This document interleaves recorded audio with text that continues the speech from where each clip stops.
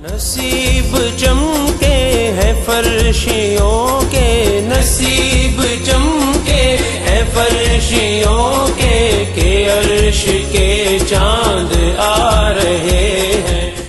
نحمده ونصلي ونسلم على سيدنا ومولانا محمد رسوله النبي الأمين المكين الحنين الكريم الرؤوف الرحيم، أما بعد، أعوذ بالله من الشيطان الرجيم، بسم الله الرحمن الرحيم، فالذين آمنوا به وعزروه ونصروه واتبعوا النور الذي أنزل معه فأولئك هم المفلحون۔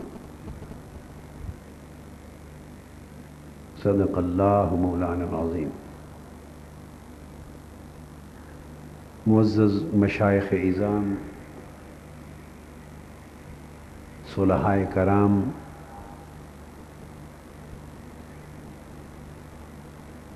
معزز سجادہ نشینان،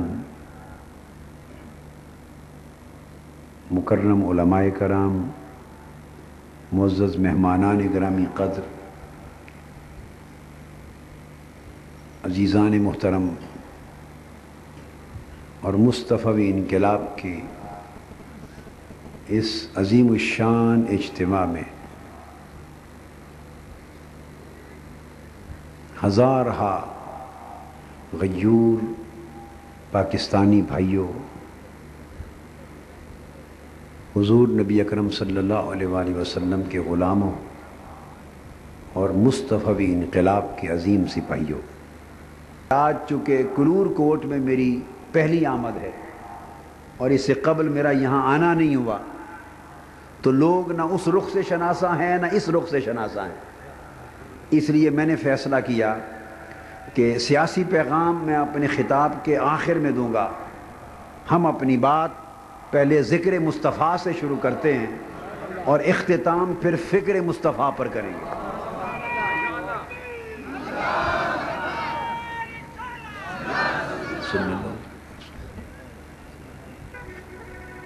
تو مجھے اسلام کی بات بھی کرنی ہے اور پاکستان کے کروڑوں غریب عوام کی بات بھی کرنی ہے، مجھے مقام مصطفیٰ کی بات بھی کرنی ہے اور نظام مصطفیٰ کی بات بھی کرنی ہے۔ لہذا پہلا حصہ ایمان کی دنیا میں انقلاب کے لیے ہے اور دوسرا حصہ اس ملک کے کروڑوں غریب عوام کی دنیا میں انقلاب کے لیے۔ میں نے ایک آیہ کریمہ کے چند الفاظ تلاوت کیے، ان میں اللہ رب العزت ارشاد فرمایا فَالَّذِينَ آمَنُوا بِهِ، پس جو لوگ اس رسول پر ایمان لائے، وَعَزَّرُوهُ، اور جنہوں نے اس رسول کی بے حد تعظیم کی، حد سے بڑھ کر تعظیم کی،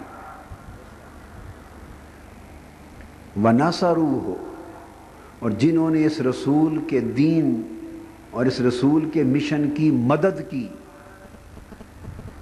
وَاتَّبَعُوا النُّورَ الَّذِي أُنزِلَ مَعَهُ، اور انہوں نے اس نور کی پیروی کی جو اس برگزیدہ رسول کے ساتھ نازل کیا گیا۔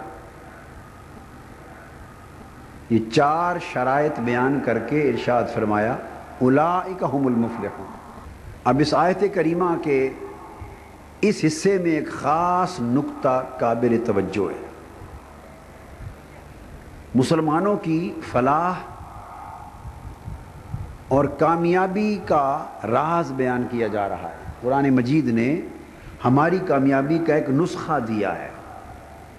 جیسے آپ کسی ڈاکٹر اور معالج کے پاس، کسی حکیم اور طبیب کے پاس جائیں، اپنی مرض بیان کریں، وہ تشخیص کرتا ہے اور آخر پہ آپ کے علاج کے لیے نسخہ لکھتا ہے، اس میں 4 دوائیاں لکھ دیتا ہے، 4، اور دوائیاں لکھ کر آخر پہ آپ کو بتاتا ہے اگر یہ آپ چاروں دوائیاں باقاعدگی سے کھاتے رہیں تو میں آپ کو ضمانت دیتا ہوں کہ آپ شفا یاب ہو جائیں گے۔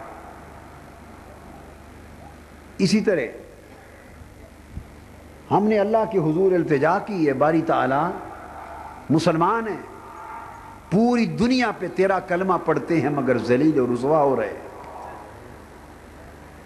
پوری دنیا پر تیرے نام لیوا ہیں مگر دنیا میں ان کی عزت نہیں، پسماندہ ہے، بری حالت ہے، کہیں کشمیر پہ ظلم ہے، کہیں چیچنیا کے مسلمانوں پر ظلم ہے، کہیں بوسنیا میں ظلم ہے، کہیں کسووا میں ظلم ہے، کہیں وسطی ایشیا کی ریاستوں میں ظلم ہے، الغرض کہیں فلسطین میں ظلم ہے، شرق سے غرب تک پوری امت مسلمہ آج اپنا وقار کھو چکی ہے، اس کی عزت خاک میں مل گئی ہے۔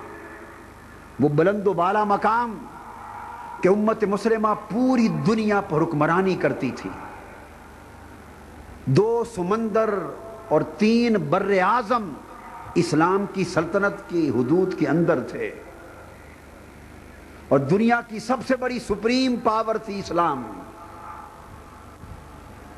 دشمن اس کی طرف میلی آنکھ اٹھا نہیں سکتا تھا۔ دنیا کے مسلمان علم میں، ثقافت میں، تہذیب میں، سائنس میں، ٹیکنالوجی میں، ظاہری باطنی ترقی میں، دفاعی معاملات میں، الغرض زندگی کے ہر شعبے میں تمام اقوام عالم سے بلند مقام رکھتے تھے۔ باری تعالیٰ کیا وجہ ہے کہ آج وہ بڑے اونچے مقام پر فائز امت سب کچھ کھو چکی؟ آج امت میں جھگڑے ہیں، فتنہ اور فساد ہے، قتل و غارت گری ہے، ایک دوسرے کے خلاف نفرتیں ہیں، کدورتیں ہیں، گھر جل رہے ہیں، انسان پریشان ہیں، گھروں میں ایک آگ لگی ہے، لوگوں کو سکون نہیں ہے، نہ عبادت کی طرف رجوع، نہ تیری یاد کی طرف رجوع، ہر طرف امت اور مسلمان پریشان ہے، اور عالم کفر دنیا میں ترقی پر ہے۔ مسلمانوں نے یہ شکوہ اللہ کے حضور پیش کیا، اب اللہ پاک کا جواب آتا ہے، اللہ پاک کا جواب آتا ہے کہ مسلمانوں تم کامیابی چاہتے ہو؟ جی ہاں، باری تعالیٰ کامیابی چاہتے ہو، کامرانی چاہتے ہو، ترقی چاہتے ہو، عروج چاہتے ہو؟ جی ہاں، ترقی اور عروج چاہتے ہیں۔ اللہ پاک نے فرمایا میں تمہیں 4 شرطوں کا نسخہ دیتا ہوں۔ کیا فرمایا؟ ایک نسخہ دیتا ہوں کامیابی و کامرانی کا، نسخہ فلاح، کامیابی کا نسخہ دیتا ہوں، اس میں 4 شرطیں درج ہیں، اگر یہ 4 پوری کر لو تو اللہ پاک نے فرمایا مجھے اپنی عزت کی قسم کامیابی اور کامرانی تمہارے قدم چومے گی، پلٹ کر تمہارا وقار آ جائے گا، دنیا میں کھوئی ہوئی عزت و تمکنت دوبارہ پلٹ کر تمہارے پاس آ جائے گی، اسلام کی عزت بحال ہو جائے گی۔ فرمایا تم کامیاب ہو جاؤ۔ وہ 4 شرطیں کیا ہیں؟ اب اللہ پاک فرما رہے ہیں پہلی شرط یہ ہے کہ میرے رسول کے قدموں میں آ جاؤ، میرے رسول پر ایمان لاؤ، اور میرے رسول کی محبت اور غلامی کا پٹا اپنے گلے میں ڈال دو، پہلی شرط۔ دوسری فرمایا وَعَزَّرُوهُ، پھر میرے رسول کا ادب اور میرے رسول کی تعظیم حد سے بڑھ کر کیا کرو۔ جب میرے رسول کی ادب اور تعظیم کی بات آئے تو گھبرایا نہ کرو، جھجکا نہ کیا کرو، بخیلی نہ کیا کرو، کنجوسی نہ کیا کرو، ڈرا نہ کرو کہ کہیں رسول کی ادب اور تعظیم کرتے ہوئے حد سے نہ بڑھ جائیں۔ فرمایا نہیں، نسخہ یہ ہے ہر ایک کا ادب کرتے ہوئے حد میں رہو، ہر ایک کی تعظیم کرتے ہوئے ایک حد میں رہو۔ ماں باپ کی تعظیم کی حد ہے، استاد کی تعظیم کی حد ہے، مشائخ کی تعظیم کی حد ہے، ہر بڑے کی تعظیم کی حد ہے، ہر ایک کی تعظیم کرتے ہوئے حد کے اندر رہو، مگر جب میرے مصطفیٰ کی تعظیم کا وقت آئے تو حدیں توڑ دو، مصطفیٰ کی تعظیم کے لیے حد سے بڑھ جاؤ۔ چونکہ جو لفظ ہے عزرو، تعزیر، قاضی ایاز علیہ رحمت الشفا میں فرماتے ہیں کہ خالی ادب کو تعظیم کہتے ہیں، مگر جو تعزیر کا لفظ ہے یہ تعظیم میں مبالغہ کرنے کو تعزیر کہتے ہیں۔ اگر تعظیم میں بولیے حد سے بڑھ جائے انسان اور مبالغہ کرے اور بہت آگے نکل جائے، اس حد سے بڑھ جانے والی تعظیم کو تعزیر کہتے ہیں۔ اور یہاں قرآن مجید نے تعظیم کا لفظ استعمال نہیں کیا، فرمایا عزروہ، حد سے بڑھ کر میرے مصطفیٰ کا ادب کرو اور حد سے بڑھ کر تعظیم کرو۔ فرمایا یہ نسخے کا دوسرا پہلو۔ اور تیسرا وَنَصَرُوهُ، اور جو مشن، جو دین میرا محبوب میرا رسول لے کے دنیا میں مبعوث ہوا ہے، اس دین کی مدد کرو، اس کی اقامت کے لیے تن من دھن لٹا دو۔ اس نکتے کی بات آخر میں کریں گے۔ وَاتَّبَعُوا النُّورَ الَّذِي أُنزِلَ مَعَهُ، اور جو نور قرآن کا، سنت کا، دین کا اس رسول کو ہم نے دے کر بھیجا ہے، اس کے ساتھ اتارا گیا ہے، اس کی پیروی کرو، اطاعت کرو، اتباع کرو، پیروی کرو۔ فرمایا اگر میرے محبوب رسول پاک صلی اللہ علیہ وآلہ وسلم کی محبت، ایمان محبت کے معنی، ان کی محبت اور حد سے بڑا ہوا ادب اور ان کے دین اور ان کی سنت و سیرت کی اطاعت اور اتباع اور پیروی اور ان کے دین کی مدد، یعنی اس دین کو زندہ کرنے، قائم کرنے اور دنیا میں نافذ کرنے کی جد و جہد کرنا۔ فرمایا اگر یہ چار چیزیں اکٹھی کر لو، ان کو جدا جدا نہ کرو، اکٹھی کر لو، تو اگر ان چاروں کو جمع کر کے مسلمان جد و جہد کریں گے تو اللہ پاک نے فرمایا کامیابی اور کامرانی ان کے قدموں میں آ جائے گی۔ آج امت مسلمہ کی ایک بدنصیبی یہ ہے کہ ہم نے ان چار شرطوں کو الگ کر کے دین کو ٹکڑے ٹکڑے کر دیا ہے۔ محبت اور ادب و تعظیم کی بات ایک طرف ہو گئی، اور اتباع، پیروی اور دین کی نصرت کی بات ایک طرف ہو گئی۔ دھڑے بندی کی وجہ سے ہم دین کی نصرت کی بات کرتے ہیں تو آقا علیہ السلام کی محبت و ادب کی بات نہیں کرتے، اور اگر آقا علیہ السلام کی محبت اور ادب کی بات کرتے ہیں تو نصرت یا اتباع کی بات میں کمی کرتے ہیں۔ جب سے ہماری اہمیت تقسیم ہو گئی تو دین ٹکڑے ہو گیا، جب دین کی وحدت اور یکجہتی ٹکڑے ہو گئی تو اللہ کا فضل جس انداز کے ساتھ امت پہ اترتا تھا اس میں بھی فرق آ گیا۔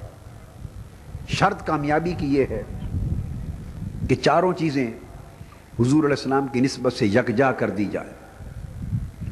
اب جو بات آج میں کہنا چاہتا ہوں وہ اس آیت کریمہ پہ توجہ کریں۔ چار شرطیں ہیں اور چاروں شرطیں گھومتی ہیں گرد مصطفیٰ صلی اللہ علیہ وسلم۔ آپ دیکھ لیں، فالذین آمنوا بہی، جو اس رسول پر میرے محبوب مصطفیٰ پر ایمان لائے اور ان سے محبت کرے، وعزروہ، اور جو ان کا ادب کرے رسول کا، ونصروہ، اور جو ان کی مدد کرے، واتبعوا النور الذی انزل معہ، اور جو ان کے ساتھ اترنے والے دین کی پیروی کرے۔ چاروں جگہ جو ہو کی ضمیر ہے، اس نے چاروں شرطوں کو حضور علیہ السلام کی ذات پاک کے ارد گرد گھما دیا ہے۔ اس سے یہ معلوم ہوتا ہے کہ پورے دین میں مرکز اور محور ذات مصطفیٰ ہے۔ آپ نے دیکھا اگر ایمان اور محبت کی بات کی تو اسے بھی ذات مصطفیٰ کی طرف منسوب کیا، اگر ادب اور تعظیم کی بات کی اسے بھی ذات مصطفیٰ کی طرف منسوب کیا، اگر نصرت دین کی بات کی اسے بھی ذات مصطفیٰ کی طرف منسوب کیا۔ نصروہ، ہر جگہ ہو کی ضمیر، اگر اتباع کی بات کی تو اسے بھی ذات مصطفیٰ کی طرف منسوب کیا۔ تو قرآن مجید کے اس نسخہ عظیم نے یہ بات بتا دی کہ لوگوں، تمہارا دین اس وقت تک اللہ کے ہاں قابل قبول نہیں ہو سکتا، تمہارا ایمان اس وقت تک اللہ کے ہاں قابل قبول نہیں ہو سکتا، تمہارے اعمال صالحہ اس وقت تک اللہ کے ہاں قابل قبول نہیں، تمہاری مسلمانی اللہ کے ہاں قابل قبول نہیں جب تک مصطفیٰ کی ذات تمہارے دین کا مرکز و محور نہ ہو، مصطفیٰ کی ذات تمہارے ایمان اور عقیدہ کی مرکز و محور نہ ہو، مصطفیٰ کی ذات تمہارے اعمال کی مرکز و محور نہ ہو، مصطفیٰ کی ذات تمہاری سیرت و کردار کی مرکز و محور نہ ہو، مصطفیٰ کی ذات تمہارے اخلاق کی مرکز و محور نہ ہو، مصطفیٰ کی ذات تمہارے ذکر کا مرکز نہ ہو، تمہارے فکر کا محور نہ ہو۔ الغرض جب تک مسلمان تیرا ایمان، تیرا اسلام، تیرا احسان، تیرا اخلاق، تیرے اعمال، تیرا عقیدہ، تیری سوچ، تیری فکر، الغرض تیری ساری زندگی مصطفیٰ کے گرد نہ گھومے، اس وقت تک تو خدا کی نگاہ میں مسلمان ہی نہیں ہے۔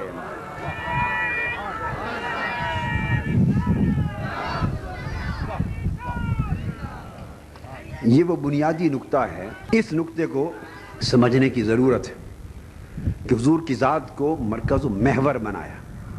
اب میں آپ کو ذرا محور سمجھاتا ہوں کہ محور کسے کہتے ہیں، بات سادہ طریقے سے سمجھ میں آ جائے گی۔ آپ چکی تو جانتے ہیں نا، چکی جی، اب تو مشینیں آ گئیں گندم پیسنے کے لیے، اب وہ تو آپ کو پروسیس نظر نہیں آتا، مگر پہلے وقتوں میں جو پتھر کے پاٹ والی چکی ہوتی تھی گھروں میں جو گندم پیستی تھیں عورتیں، وہ تو دیکھی ہے نا، ویکھی ہے کہ نہیں ویکھی؟ وہ جو چکی گھروں میں عورتیں پیستی تھیں اس کا کیا تھا؟ اس کے اندر پتھر کے کتنے پاٹ ہوتے تھے بولیے؟ ایک نیچے ایک اوپر، ایک طرف وہ ہاتھ میں دستہ ہوتا تھا پکڑ کے گھمانے کے لیے، اور وہ جو دو پاٹ تھے ان دو پاٹوں کے درمیان سوراخ ہوتا تھا یا نہیں؟ اور اس سوراخ کے اندر کیا ہوتا تھا؟ ایک کلی ہوتی تھی۔ کیا ہوتی تھی؟ ایک کلی۔ اس کلی کے گرد دونوں پاٹ گھومتے تھے، اس کلی کے گرد دونوں پاٹ گھومتے تھے۔ وہ کلی اگر دو پاٹوں میں رہے تو پاٹ صحیح گھومتے، اگر وہ کلی درمیان سے نکال دیں تو پاٹ گھومیں گے صحیح؟ پہلے ہی چکر میں نچلا پاٹ ادھر اور اوپر کا ادھر۔ وہ کلی جو دونوں پاٹوں کو صحیح گھماتی تھی اس کو محور کہتے ہیں۔ کیا کہتے ہیں؟ محور، جس پر دائرہ اور گھومنا قائم ہوتا ہے۔ حضور علیہ السلام کی ذات اقدس، ذات مصطفیٰ صلی اللہ علیہ وآلہ وسلم، وہ محور ہے دین اور ایمان کا۔ کیا ہے؟ محور۔ یعنی اگر چکی کی مثال لیں تو یوں جان لیں کہ دو پارٹ میں ایک پارٹ ہے عقیدے کا، دوسرا پارٹ ہے عمل کا۔ مسلمان ان کو عقیدے اور عمل کے دو پارٹوں کو گھما رہا ہے، مگر وہ پارٹ چلتے تب ہیں، گندم پستی تب ہے، آٹا نکلتا تب ہے اگر دونوں پارٹ محور کے گرد گھومے۔ ایک پارٹ عقیدے کا، ایک پارٹ عمل کا گھمانے والا مسلمان، اور وہ محور جس کے گرد عقیدہ بھی گھوم رہا ہے اور جس کے گرد عمل بھی گھوم رہا ہے، اس محور کو ذات مصطفیٰ کہتے ہیں۔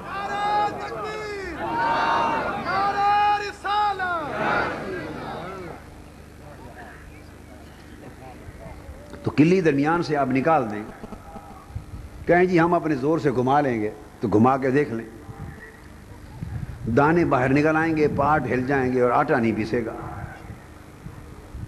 تو آٹا پیسنے کے لیے اور مقصد حاصل کرنے کے لیے ضروری ہے کہ محور قائم رہے۔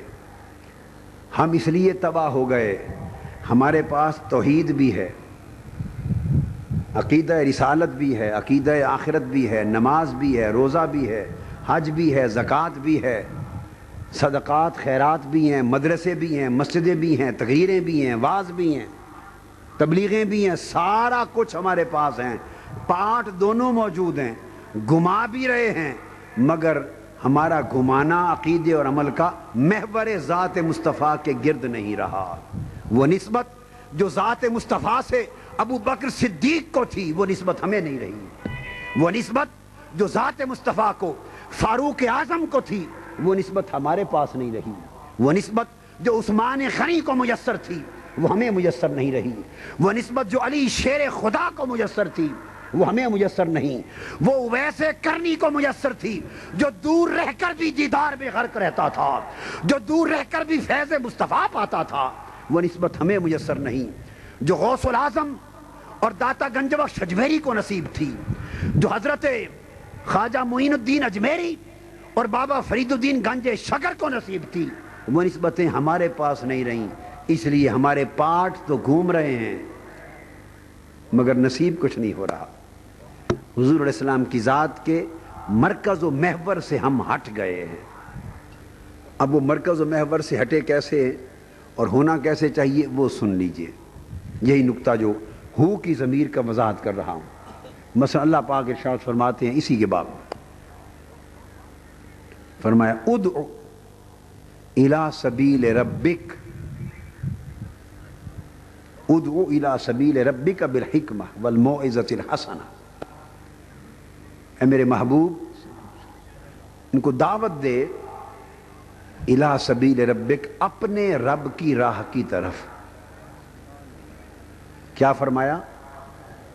اے میرے محبوب لوگوں کو دعوت دے کدھر؟ بولیے, اپنے رب کی طرف, اپنے رب کی راہ کی طرف. اب حقیقت تو یہ ہے کہ دعوت تو اللہ کی طرف دینی ہے, دعوت الی اللہ ہے. تو اللہ پاک یوں بھی فرما سکتے تھے ادعو الی سبیل اللہ, کہ اللہ کی طرف ان کو دعوت دے, اللہ کی راہ کی طرف ان کو بلا. سیدھا سیدھا یہ کہنا آسان تھا, مگر اللہ پاک نے نہیں فرمایا. یہ بھی فرما سکتے تھے کہ انہیں میری طرف بلا, انہیں میری طرف بلا اور میری راہ دکھا. یوں بھی نہیں فرمایا, یوں بھی نہیں فرمایا انہیں اللہ کی طرف بلا, نہیں فرمایا.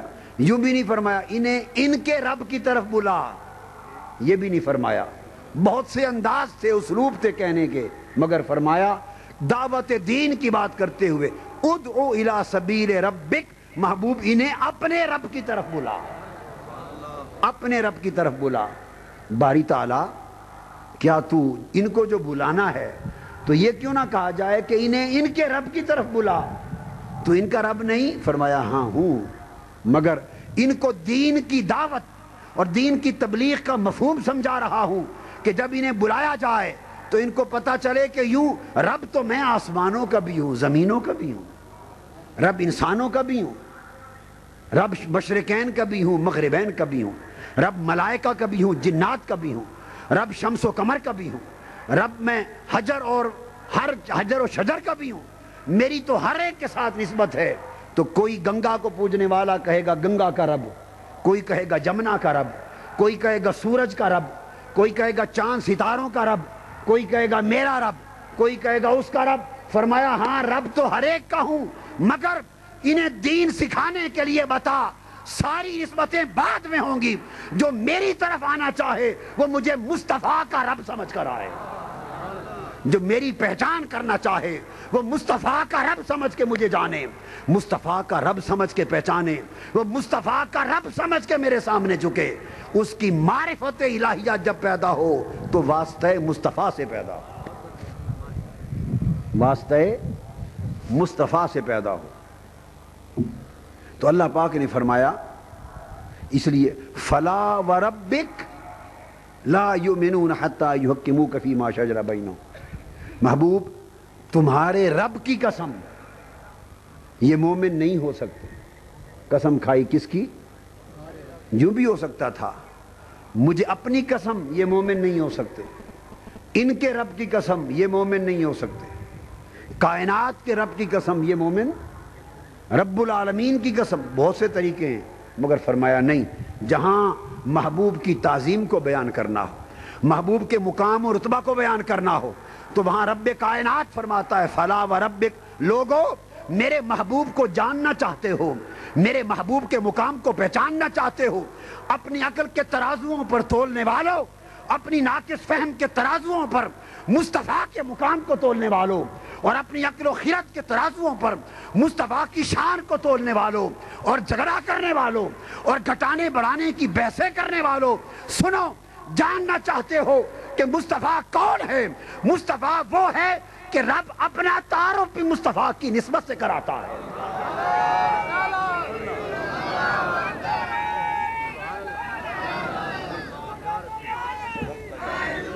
فرمایا یہ نہ پوچھو کہ مصطفیٰ کون ہے، پوچھو میں کون ہوں، میں کون ہوں، رب کون ہے؟ فرمایا میں وہ ہوں جو رب مصطفیٰ ہوں۔ آپ نے دیکھا نا کہ کس طرح وہ جو مرکز و محور ہے دین میں اس کو اجاگر کیا جا رہا ہے۔ ہم اس تصور کو بھول گئے، بھولے ہیں یا نہیں بھولے؟ بولیے۔ سورہ توحید ہے قرآن مجید میں، اس کو سورہ اخلاص بھی کہتے ہیں، سورہ اخلاص۔ وہ شروع ہوتی ہے، آپ ہر نماز میں پڑھتے ہیں، قل هو اللہ احد، یہ سورہ اخلاص ہے، اور اسے سورہ توحید بھی کہتے ہیں۔ فرمایا قل، میرے محبوب صلی اللہ علیہ وسلم حضور کو خطاب ہے، قل فرما دے، میرے محبوب انہیں قل فرما دے۔ باری تعالیٰ کیا فرما دوں؟ هو اللہ احد، وہ اللہ ایک ہے، یہ فرما دے۔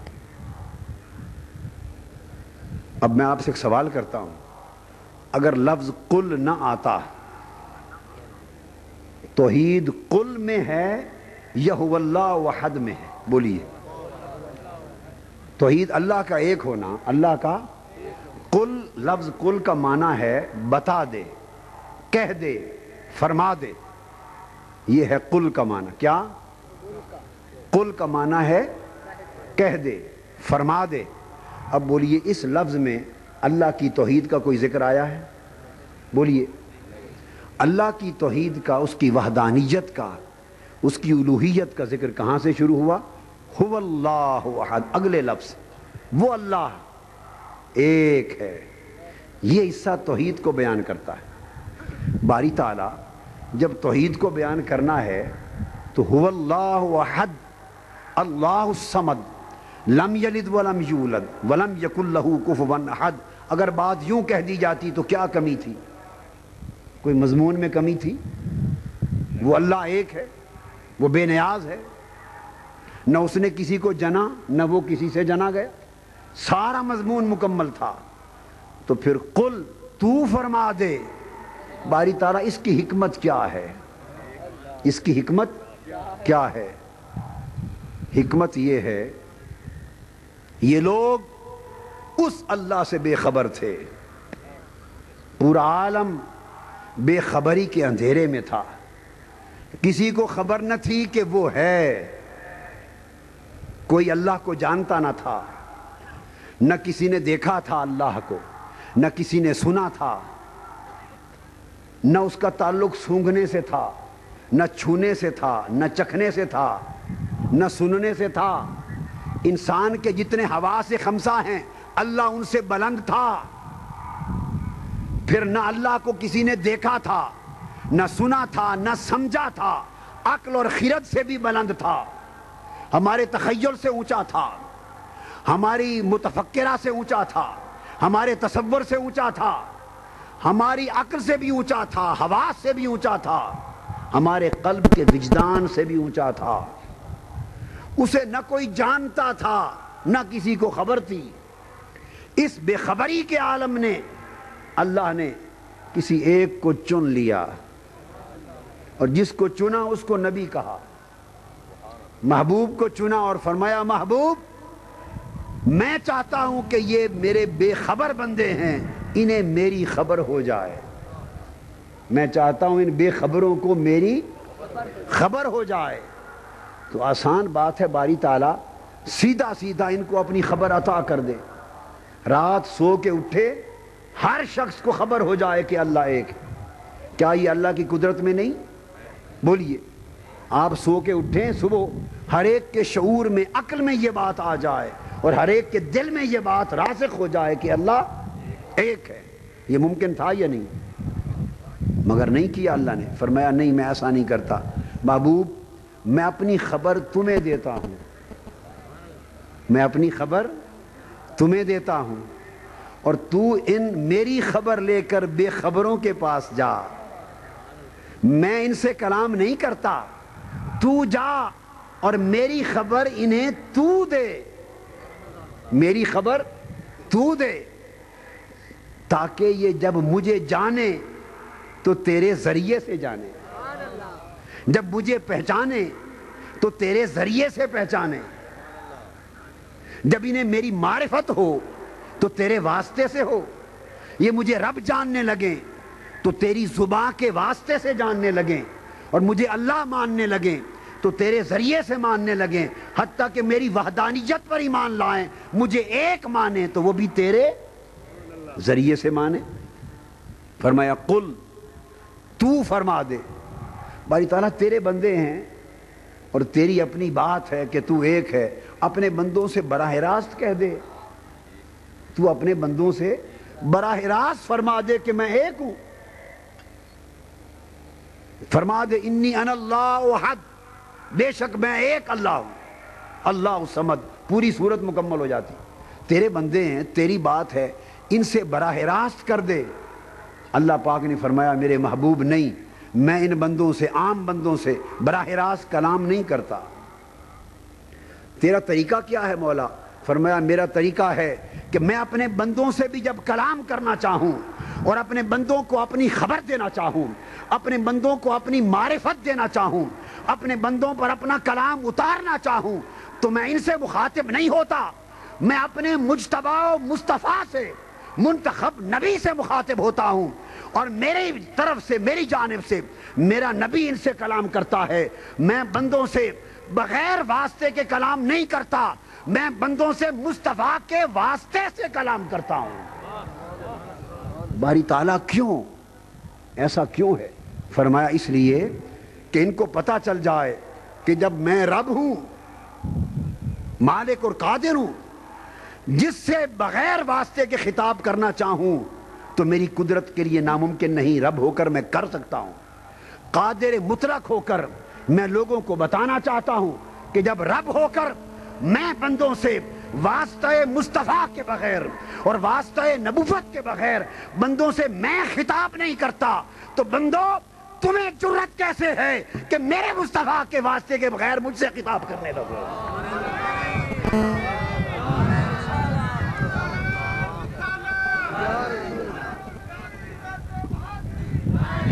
تو جو لفظ قل ہے یہ واسطہ رسالت ہے۔ قل کیا ہے؟ یہ واسطہ رسالت ہے، اور هو اللہ احد یہ مضمون توحید ہے۔ تو سورہ اخلاص میں مضمون توحید سے کا عنوان قل کہہ کر واسطہ رسالت کو توحید کا مضمون کا عنوان بنا دیا، اور فرمایا توحید کا عقیدہ، توحید پر ایمان، اللہ کی وحدانیت کی معرفت اور اس پر ایمان اس وقت اسلام بنتا ہے اور ایمان بنتا ہے جب وہ واسطہ رسالت سے آتا ہے۔ ہم نے اس واسطہ رسالت کی اہمیت کو اپنے ذہنوں اور دلوں میں کم کر دیا، ہمیں اس کی معرفت نہ رہی، اس کی اہمیت نہ رہی، ہم سمجھنے لگے کہ ہم بندے ہیں، وہ رب ہے، ہم براہ راست جب چاہیں اس سے لکھا کر لیں، براہ راست جب چاہیں اس سے کلام کر لیں۔ بے شک وہ سنتا ہر ایک کی ہے، مگر اس کی بارگاہ کے کچھ آداب ہیں۔ آداب یہ ہیں کہ وہ آپ کو اپنی بات پہنچا بھی سکتا ہے جیسے ہر ایک کی بات کو سن بھی سکتا ہے، مگر وہ سننے والا اور پہنچانے والا جب پہنچاتا نہیں مصطفیٰ کے بغیر تو سنتا کیسے ہے مصطفیٰ کے بغیر؟ اس لیے فرمایا وَلَوْ أَنَّهُمْ إِذْ ظَلَمُوا أَنفُسَهُمْ جَاءُوكَ۔ مرکز و محور مصطفیٰ کی ذات کیسے ہے کہ اگر انہوں نے اپنی جانوں پر ظلم کر لیا، خدا کو ناراض کر بیٹھے اور اب چاہیں کہ خدا کو منا لیں، معافی مل جائے، خدا راضی ہو جائے، تو پھر کیا کریں؟ دوڑ کے چلے جائیں مسجد میں اور سجدے میں گریں اور خدا کو منا لیں؟ مصطفیٰ کا ذکر چھوڑ دیں، واسطہ مصطفیٰ چھوڑ دیں، سیدھا خدا کو منا لیں؟ یہ قرآن ہے۔ فرمایا نہیں، اگر اپنی جانوں پر ظلم کر بیٹھے اور مجھے منانا چاہیں تو کیا کریں؟ جاؤ کا، میرے مصطفیٰ تیرے در پہ آ جائیں۔ منانا مجھے ہے مگر آئیں تیرے در پر، راضی مجھے کرنا ہے مگر آئیں تیرے در پر، رابطہ مجھ سے کرنا ہے مگر آئیں تیرے در پر، کھٹکھٹانا میرا دروازہ ہے مگر آئیں تیرے در پر، تاکہ ان کو پتہ چل جائے کہ خدا کا در مصطفیٰ کے در سے جدا نہیں ہے، خدا مصطفیٰ سے جدا ہے، خدا خدا ہے، مصطفیٰ مصطفیٰ ہے، خدا خالق ہے، مصطفیٰ مخلوق، خدا مالک ہے، مصطفیٰ مملوک، خدا معبود ہے، مصطفیٰ عبد، خدا خدا ہے، مصطفیٰ مصطفیٰ ہے، خدا مصطفیٰ نہیں اور مصطفیٰ خدا نہیں، یہ تو حق ہے۔ فرمایا مگر یہ بھی بتا دوں کہ خدا مصطفیٰ نہیں مگر در خدا در مصطفیٰ سے جدا نہیں۔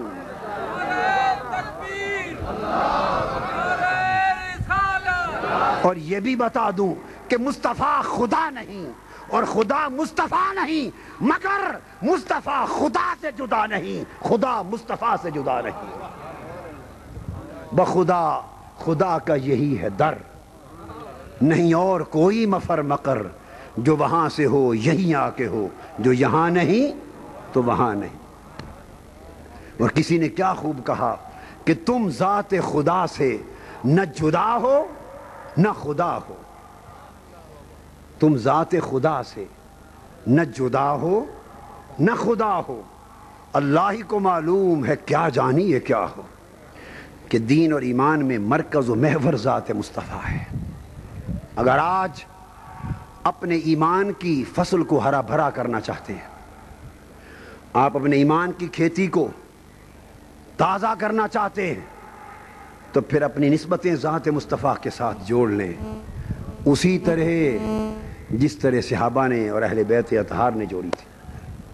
اب میں کچھ احادیث کی روشنی میں جو بات میں نے کہی اس کی تصدیق بھی کر دوں، تاکہ سمجھ آ جائے کہ انہوں نے جو نکتہ میں نے کہا کیا یہی صحابہ کرام کا طریقہ تھا یا یہ بات اس سے مختلف ہے، تاکہ اس کی تائید ہو جائے۔ تو چاروں کا ذکر کرتے ہیں خلفائے راشدین کا، ایک ایک مثال چاروں برگزیدہ خلفاء کی دے دیتے۔ سیدنا صدیق اکبر رضی اللہ تعالیٰ عنہ، صحیح بخاری کی حدیث، سہل بن سعد ساعدی رضی اللہ تعالیٰ عنہ سے مروی، حضور علیہ السلام کسی قبیلے میں جھگڑا تھا، وہ چکانے اور صلح کروانے کے لیے تشریف لے گئے، واپس آئے، نماز کا وقت تھا، سیدنا صدیق اکبر رضی اللہ تعالیٰ عنہ کو حکم تھا کہ حضور اگر موجود نہ ہوں تو وہ نماز پڑھائیں۔ وقت نماز کا آ گیا، سیدنا صدیق اکبر امامت میں کھڑے ہو گئے، صحابہ کرام نے نماز شروع کر دی اور نماز با جماعت سیدنا صدیق اکبر کی امامت میں شروع ہو گئی۔ دوران نماز آقا علیہ السلام تشریف لے آئے۔ اب میں بتانا چاہتا ہوں جو نکتہ اب تک میں نے بیان کیا، اب اس کی تائید اور توضیح اور تصدیق خلفائے راشدین سے احادیث کے ذریعے لے لیتے۔ دوران نماز آقا علیہ السلام تشریف لائے۔ یہ بتائیے اگر آپ کا معاملہ ایسا ہو، نماز ہو رہی ہو، آپ پیچھے سے آئیں تو کہاں کھڑے ہوں گے؟ صفوں کو چیر کر آگے جائیں گے یا پچھلی صف پہ جہاں جگہ ہے کھڑے ہو جائیں گے؟ بولیے، جہاں جگہ ملے گی کھڑے ہو جائیں گے۔ اگر آپ صفوں کو چیر کے آگے جائیں اجازت ہے؟ نہیں، نماز نہیں ہو، ان کی فاسد کریں گے، خود گناہگار ہوں گے، چونکہ چیرنے سے ان کی نماز میں خلل آئے گا، ان کا دھیان آپ کی طرف ہوگا، اور اگر نماز میں بندے کا دھیان بندے کی طرف چلا جائے تو نماز ٹوٹتی ہے، لہٰذا آپ پیچھے کھڑے ہو جائیں گے۔ یہی مسئلہ ہے یا کوئی اور ہے؟ بولیے علماء کرام، یہی مسئلہ ہے نا؟ اب حدیث بخاری، آقا علیہ السلام تشریف لائے، اب چاہیے تو یہ تھا کہ آخری صف پہ کھڑے ہو جاتے، مگر نہیں۔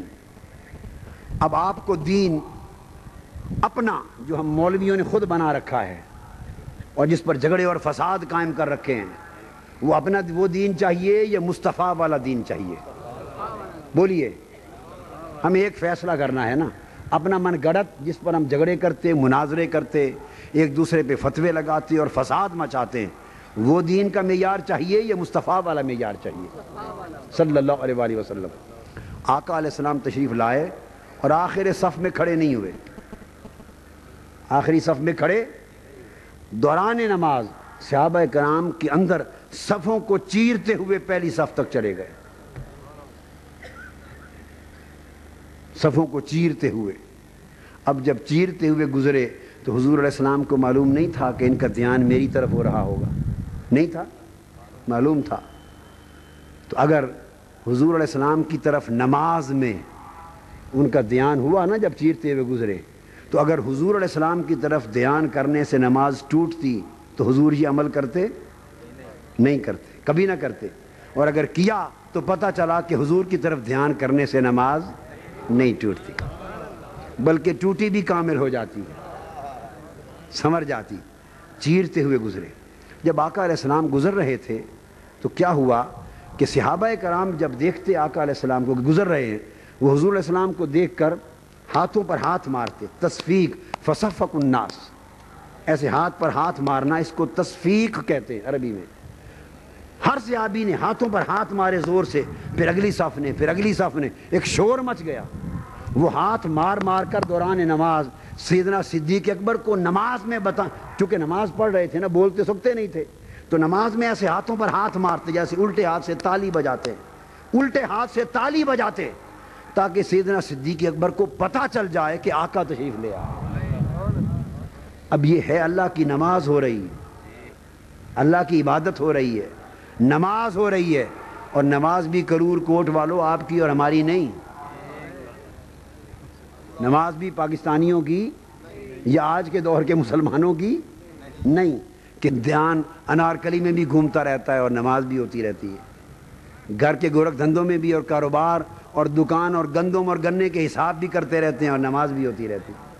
ہماری نمازیں نہیں ہیں، وہ صدیق اکبر کی نماز، وہ فاروق اعظم کی نماز، وہ عثمان غنی علی شیر خدا کی نماز، ان کی نماز ہے۔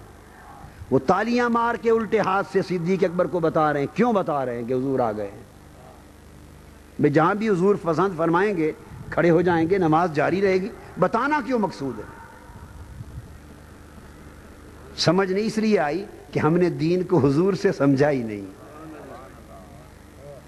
علامہ اقبال نے کہا دین ملا فی سبیل اللہ فساد، ہم نے اللہ کے نام پر فساد مچا رکھے، ہم نے دین حضور والا، صحابہ والا، اہل بیت والا سیکھا نہیں۔ وہ کیوں بتا رہے تھے اس طرح تالیاں مار مار کے کہ حضور تشریف لے آئے ہیں؟ کیا وجہ تھی؟ یہ بات سمجھنے والی۔ آقا علیہ السلام پہلی صف پر پہنچ گئے، اتنی تالیاں بجیں کہ سیدنا صدیق اکبر کو بھی خبر ہو گئی۔ جب آقا علیہ السلام ساری صفیں چیر کے پہلی صف پر آ گئے تو صدیق اکبر رضی اللہ تعالیٰ عنہ جان گئے کہ اتنا شور مچا ہے، اتنی تالیاں بجی ہیں، سوائے آقا کی آمد کے اور کوئی واقعہ نہیں ہو سکتا۔ انہوں نے حضور علیہ السلام کی خاطر مصلی چھوڑ کر پیچھے ہٹنا چاہا۔ ذرا نماز دیکھیے، مصطفیٰ کی آمد ہے، صحابہ کی مقتدیوں کی نماز بھی دیکھو اور امام کا حال بھی دیکھو۔ آقا کے ادب میں مصلی چھوڑنا چاہا، اور یہ نہ بھولیے کہ عبادت خدا کی ہو رہی ہے، ادب مصطفیٰ کا ہو رہا ہے۔ عبادت خدا کی ہو رہی ہے اور عبادت خدا میں ادب مصطفیٰ کا ہو رہا ہے۔ تو سن لو، اگر مصطفیٰ کا ادب خدا کی عبادت سے کوئی مختلف چیز ہوتا تو یہ شرک ہو جاتا، نماز ٹوٹ جاتی۔ اگر ادب مصطفیٰ، محبت مصطفیٰ، عشق مصطفیٰ، تعظیم مصطفیٰ، تکریم مصطفیٰ، فنائیت نسبت مصطفیٰ، اگر مصطفیٰ کا ادب اور محبت خدا کی عبادت سے مختلف چیز ہوتی تو سب کی نمازیں ٹوٹ جاتی۔ چونکہ ادب مصطفیٰ دوسرے رخ میں یہی عبادت خدا تھی، حضور کا ادب خدا کی عبادت تھی۔ آپ کو شاید سمجھ نہ آ رہی ہو کہ حضور کا ادب خدا کی عبادت کیسے بن گیا۔ درود شریف پڑھنا عبادت ہے یا نہیں؟ بولیے کس کی عبادت؟ بولیے کس کی عبادت؟ عبادت تو ہوتی صرف اللہ کی ہے، اللہ کے سوا کسی اور کی عبادت تو، جب لفظ عبادت آیا اللہ کی۔ درود پاک پڑھنا عبادت ہے یا نہیں؟ مگر درود و سلام ہے کیا؟ حضور کی بارگاہ میں بھیجنا۔ السلام علیک ایھا النبی، سلام ہو یا رسول اللہ آپ پر، یہ عبادت ہے یا نہیں اللہ کی؟ حضور کا سلام ہے عبادت خدا کی، حضور کا سلام ہے عبادت خدا کی ہے۔ تو نماز ہو رہی ہے خدا کی عبادت، اس میں صحابہ مصطفیٰ کا ادب کر رہے ہیں۔ تو سیدنا صدیق اکبر نے مصلی چھوڑنا چاہا، آقا علیہ السلام سمجھ گئے، اشارہ کیا، نہیں ابو بکر خدا تجھے سلامت رکھے، میں ادھر پڑھتا ہوں تو نماز جاری رکھ۔ اشارہ فرمایا اپنی نماز جاری رکھ۔ سیدنا صدیق اکبر نے نماز کے اندر جب حضور کی یہ دعا سنی اور حکم سنا کہ تو نماز جاری رکھ، آپ نے اپنے ہاتھ اللہ کے حضور اٹھا دیے، مولا تیرا شکر ہے تیرے محبوب نے مجھے اس قابل جانا، اللہ کا شکر ادا کر دیا، اور شکرانے کی دعا عرض کر کے ہاتھ نیچے کیے۔ حکم تھا حضور کا کہ وہیں کھڑے رہنا، نماز قائم رکھ، دعا کر کے شکر ادا کر کے، بات نہیں مانی، مصلی چھوڑ کے پھر پیچھے آ گئے، مصلی چھوڑ کر پھر پیچھے آ گئے۔ اب مصلی خالی ہو گیا، یہ جماعت ہو رہی ہے صحابہ کرام کی، یہ کیا ہو رہا ہے؟ جماعت ہو رہی، مصلی خالی ہو گیا۔ آقا علیہ السلام نے دیکھا ابو بکر پیچھے آ گئے، آپ آگے بڑھ گئے۔ آدھی نماز صدیق اکبر نے پڑھا دی تھی، جو بچ گئی مصلی جو چھوڑ دیا وہ مصطفیٰ نے پڑھا دی صلی اللہ علیہ وسلم۔ جب سلام پھیرا تو حضور علیہ السلام متوجہ ہوئے صحابہ کرام کی طرف اور فرمایا تم نے میری آمد پر یہ جو ہاتھ مارے تھے، یاد رکھ لو آئندہ یہ مسئلہ ہاتھ مارنا عورتوں کے لیے ہوتا ہے، اگر عورتیں امام کو آگاہ کرنا چاہیں تو وہ ہاتھ ماریں، آپ مرد تھے، آپ اگر آگاہ کرنا چاہیں تو آپ اللہ اکبر کہا کریں، آپ اللہ اکبر کہا کریں۔ تو مسئلہ سمجھا دیا کہ بجائے ہاتھ مارنے کے اللہ اکبر کہہ دیا یا سبحان اللہ کہہ دیا، تو کلمہ کے ذریعے امام کو آگاہ کریں، اور عورتوں کا کوئی معاملہ ہو اگر وہ آگاہ کرنا چاہیں وہ اس طرح تعلیم ماریں۔ ایک تو مسئلہ سمجھا دیا صحابہ کرام کو، اور تصدیق کر دی کہ جو کچھ تم نے میرے ادب میں کیا درست کیا، حق یہی تھا۔ اب سیدنا ابو بکر سے پوچھا، ابو بکر ما منعک اذ امرتک ان امکث مکانک، اے ابو بکر رضی اللہ تعالیٰ عنہ، جب میں نے تمہیں حکم دیا تھا کہ اپنا مصلی نہ چھوڑنا، کھڑے رہنا، تو میرے حکم کے باوجود تم نے عمل کیوں نہ کیا؟ پھر مصلی چھوڑ کے پیچھے کیوں آ گئے؟ سیدنا ابو بکر صدیق سے پوچھا، قربان جائیں صدیق اکبر آپ کی معرفت ادب مصطفیٰ پر، وہ پیکر ادب، وہ پیکر عشق، وہ پیکر قربت، عرض کرتے یا رسول اللہ ما کانا لابن ابی قحافہ ان یصلی بین یدی رسول اللہ، آقا آپ کا حکم سر آنکھوں پر، مگر ابو قحافہ کے بیٹے ابو بکر کی یہ مجال کہاں تھی کہ مصطفیٰ پیچھے کھڑے ہوں اور ابو بکر آگا کھڑے ہوئے؟ میں آپ کی طرف پشت کر کے خدا کی عبادت کیسے کر سکتا تھا؟ تو صحابہ کرام کا عقیدہ، صدیق اکبر کا عقیدہ گویا یہ تھا کہ اگر پشت مصطفیٰ کی طرف ہو گئی تو خدا کی عبادت بھی گئی، مصطفیٰ کا ادب اگر حالت نماز میں نہ رہا تو خدا کی عبادت بھی برباد ہو گئی۔ یہ سب صحابہ کا عقیدہ تھا۔ تو پتہ چلا کہ حضور کی ذات ان کے ایمان کا مرکز و محور تھی، اور اتنا مرکز و محور تھی کہ وہ حالت نماز میں بھی حضور کی ذات مرکز و محور رہتی تھی۔ میں بہت ساری سینکڑوں احادیث ہیں، مثال ایک ایک کوٹ کر رہا ہوں صرف۔ اب سیدنا فاروق اعظم کی طرف آ جائیے رضی اللہ تعالیٰ عنہ، یہ بھی بخاری شریف اور قاضی ایاز نے الشفاء میں بھی اور تمام محدثین نے نقل کی۔ حج کا موقع ہے، سیدنا فاروق اعظم رضی اللہ تعالیٰ عنہ خانہ کعبہ کا طواف کر رہے ہیں، دوران طواف حجر اسود کے سامنے آ گئے، بوسہ لینے کے لیے تیار ہوئے، اور بوسہ لینے سے پہلے حجر اسود کو یوں پکڑ لیا فاروق اعظم رضی اللہ تعالیٰ، اور معلوم ہے حجر اسود سے مخاطب ہوئے، حجر اسود سے کلام کرنے لگے، فرمانے لگے انی اعلم انک حجر لا تنفع ولا تضر، اے حجر اسود میں عمر جانتا ہوں کہ تو ایک پتھر ہے، نہ میرا نفع تیرے ہاتھ میں ہے نہ میرا نقصان تیرے ہاتھ میں ہے، واللہ لولا رأیت رسول اللہ صلی اللہ علیہ وسلم یقبلک ما قبلتک ثم قبلہ۔ سیدنا فاروق اعظم نے فرمایا اے پتھر میں جانتا ہوں حجر کہ تم میرے نفع نقصان کا مالک نہیں، لیکن خدا کی قسم یہ بھی سن لے، میں نے ایک روز مصطفیٰ کے لب تجھ سے لگے دیکھے تھے، مصطفیٰ کو دیکھا تھا کہ تمہیں آقا نے چوما تھا، خدا کی قسم اگر حضور کو چومتے نہ دیکھا ہوتا تو کبھی پلٹ کر تیرے چومنے کا نام نہ لیتا۔ میں جو تمہیں چومتا ہوں تو کسی اور خیال سے نہیں، کسی اور خیال سے کئی تن اجر ہوگا۔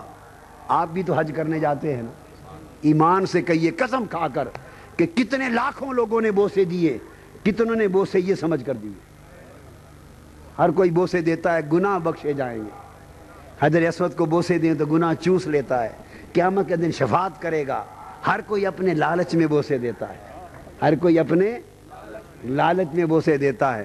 کوئی یار سانول کی خاطر بوسے نہیں دیتا، کوئی جھولن کی خاطر بوسے نہیں دیتا. فاروق اعظم فرماتے ہیں نہ مجھے نفع نقصان کی طلب نہیں، شفاعت کرے گا یا نہیں کرے گا غرض نہیں، گناہ بخشے جائیں گے یا نہیں بخشے جائیں گے غرض نہیں. فرمایا خدا کی قسم تمہیں چومنے کا سبب فقط ایک ہے، مصطفیٰ کے لب تجھ سے لگ گئے تھے. حضور نے بوسہ لے لیا تھا، یہ کہہ کر فقبلہ پھر چومنے لگ گئے. ہائے ہائے، اب اندازہ کریں اس بوسے کی لذت کیا ہوگی. وہ حجر اسود کو چوم رہے ہوں گے یا مصطفیٰ کے لبوں کو چوم رہے ہوں گے؟ میں تو کہتا ہوں وہ حضور کے لبوں کو چوم رہے ہوں گے، حضور کے لبوں کو چوم رہے ہوں گے. اس بوسے کی حلاوت کیا ہوگی، اس کی شیرینی کیا ہوگی. ایک بات اگر آپ اجازت دیں تو میں ذوق کی کہہ دوں. کیا ذوق کی کہہ دوں؟ فتوے نہ لگائیں بعد میں. فتوے اگر سودا اور بات طبیعت کو بھا جائے، طبیعت قبول کر لے تو قبول کر لے، سودا نہ کرے تو جھگڑا کوئی نہیں، واپس دے دیں. ہم کسی اور گاہک کو دے دیں گے، ہم کسی، کیونکہ ہمارا مشرب جھگڑا فساد ہے نہیں. سودا پسند آئے تو لے لے، نہیں تو واپس لوٹا دے. ذوق کی بات کہہ دیتا ہوں. وہ یہ ذوق کی بات ہے کہ یہ تو حضور بوسہ دیتے تھے، دیکھنے والوں نے تو یہی دیکھا، آنکھوں نے یہی دیکھا، اور بیان بھی یہی کرنے کا حکم تھا.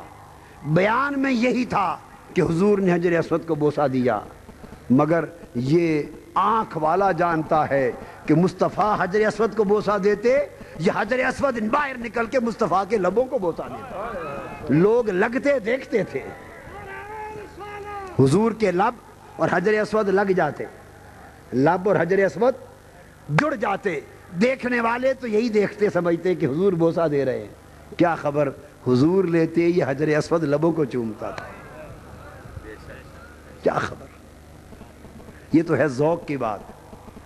آپ کہہ دیں، آپ میں سے بعض احباب کہیں کہ چلو قادری صاحب ذوق کی بات ہے آپ کی، سودا قبول کرنے کو تو جی کرتا ہے، مگر کوئی سند اگر مل جائے، دلیل مل جائے تو پھر یہ بات بھی مان لیں. چلو میں آپ کو امتحان میں نہیں ڈالتا، اس پر دلیل بھی دے دیتا ہوں اور گواہی دے دیتا ہوں، اس پر گواہی دیتا ہوں کہ چومتا کون تھا. حضور چومتے تھے یہ حجر اسود. گواہی، اور گواہی بھی چھوٹی سے نہیں دوں گا، حضرت حلیمہ سعدیہ کی رضی اللہ تعالی عنہ، وہ گواہ ہے. اٹھا کے دیکھیے قاضی ثناء اللہ پانی پتی کی تفسیر المظہری. حضرت حلیمہ سعدیہ رضی اللہ تعالی عنہ فرماتی ہیں کہ جب میں نے حضور علیہ السلام کو حضرت آمنہ کی گود سے لیا، وہ وادی بنی سعد لے جانے کے لیے، پیدائش کے وقت 12 ربیع الاول کی صبح، 12 ربیع الاول کی صبح جب حضرت آمنہ کی گود سے لیا تو جانے لگیں اپنے قبیلے کی طرف واپس. تو میں نے کہا اپنی ساتھیوں کو کہ ذرا جانے سے پہلے آ جائیں، میں ذرا خانہ کعبہ سے، چونکہ اسلام کے سے پہلے بھی لوگ خانہ کعبہ کو تو مانتے تھے نا، اور طواف بھی کرتے تھے، تو آ جائیں ذرا، مکہ میں آئے ہوئے کعبے کا طواف کرتے چلیں.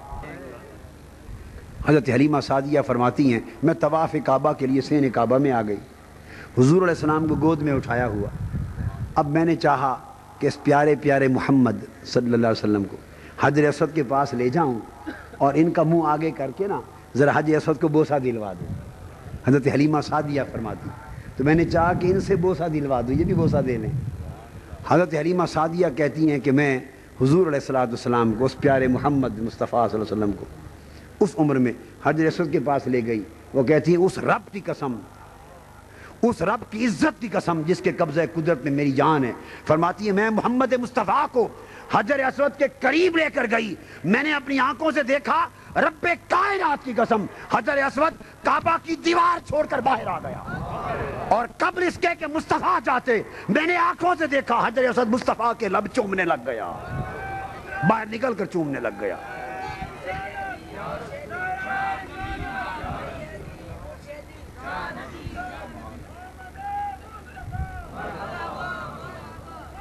ہائے ہائے ہائے، فرماتی ہے خدا کی قسم حجر اسود کعبے کی دیوار چھوڑ کے باہر آ گیا اور حضور کے لبوں کو چومنے لگ گیا.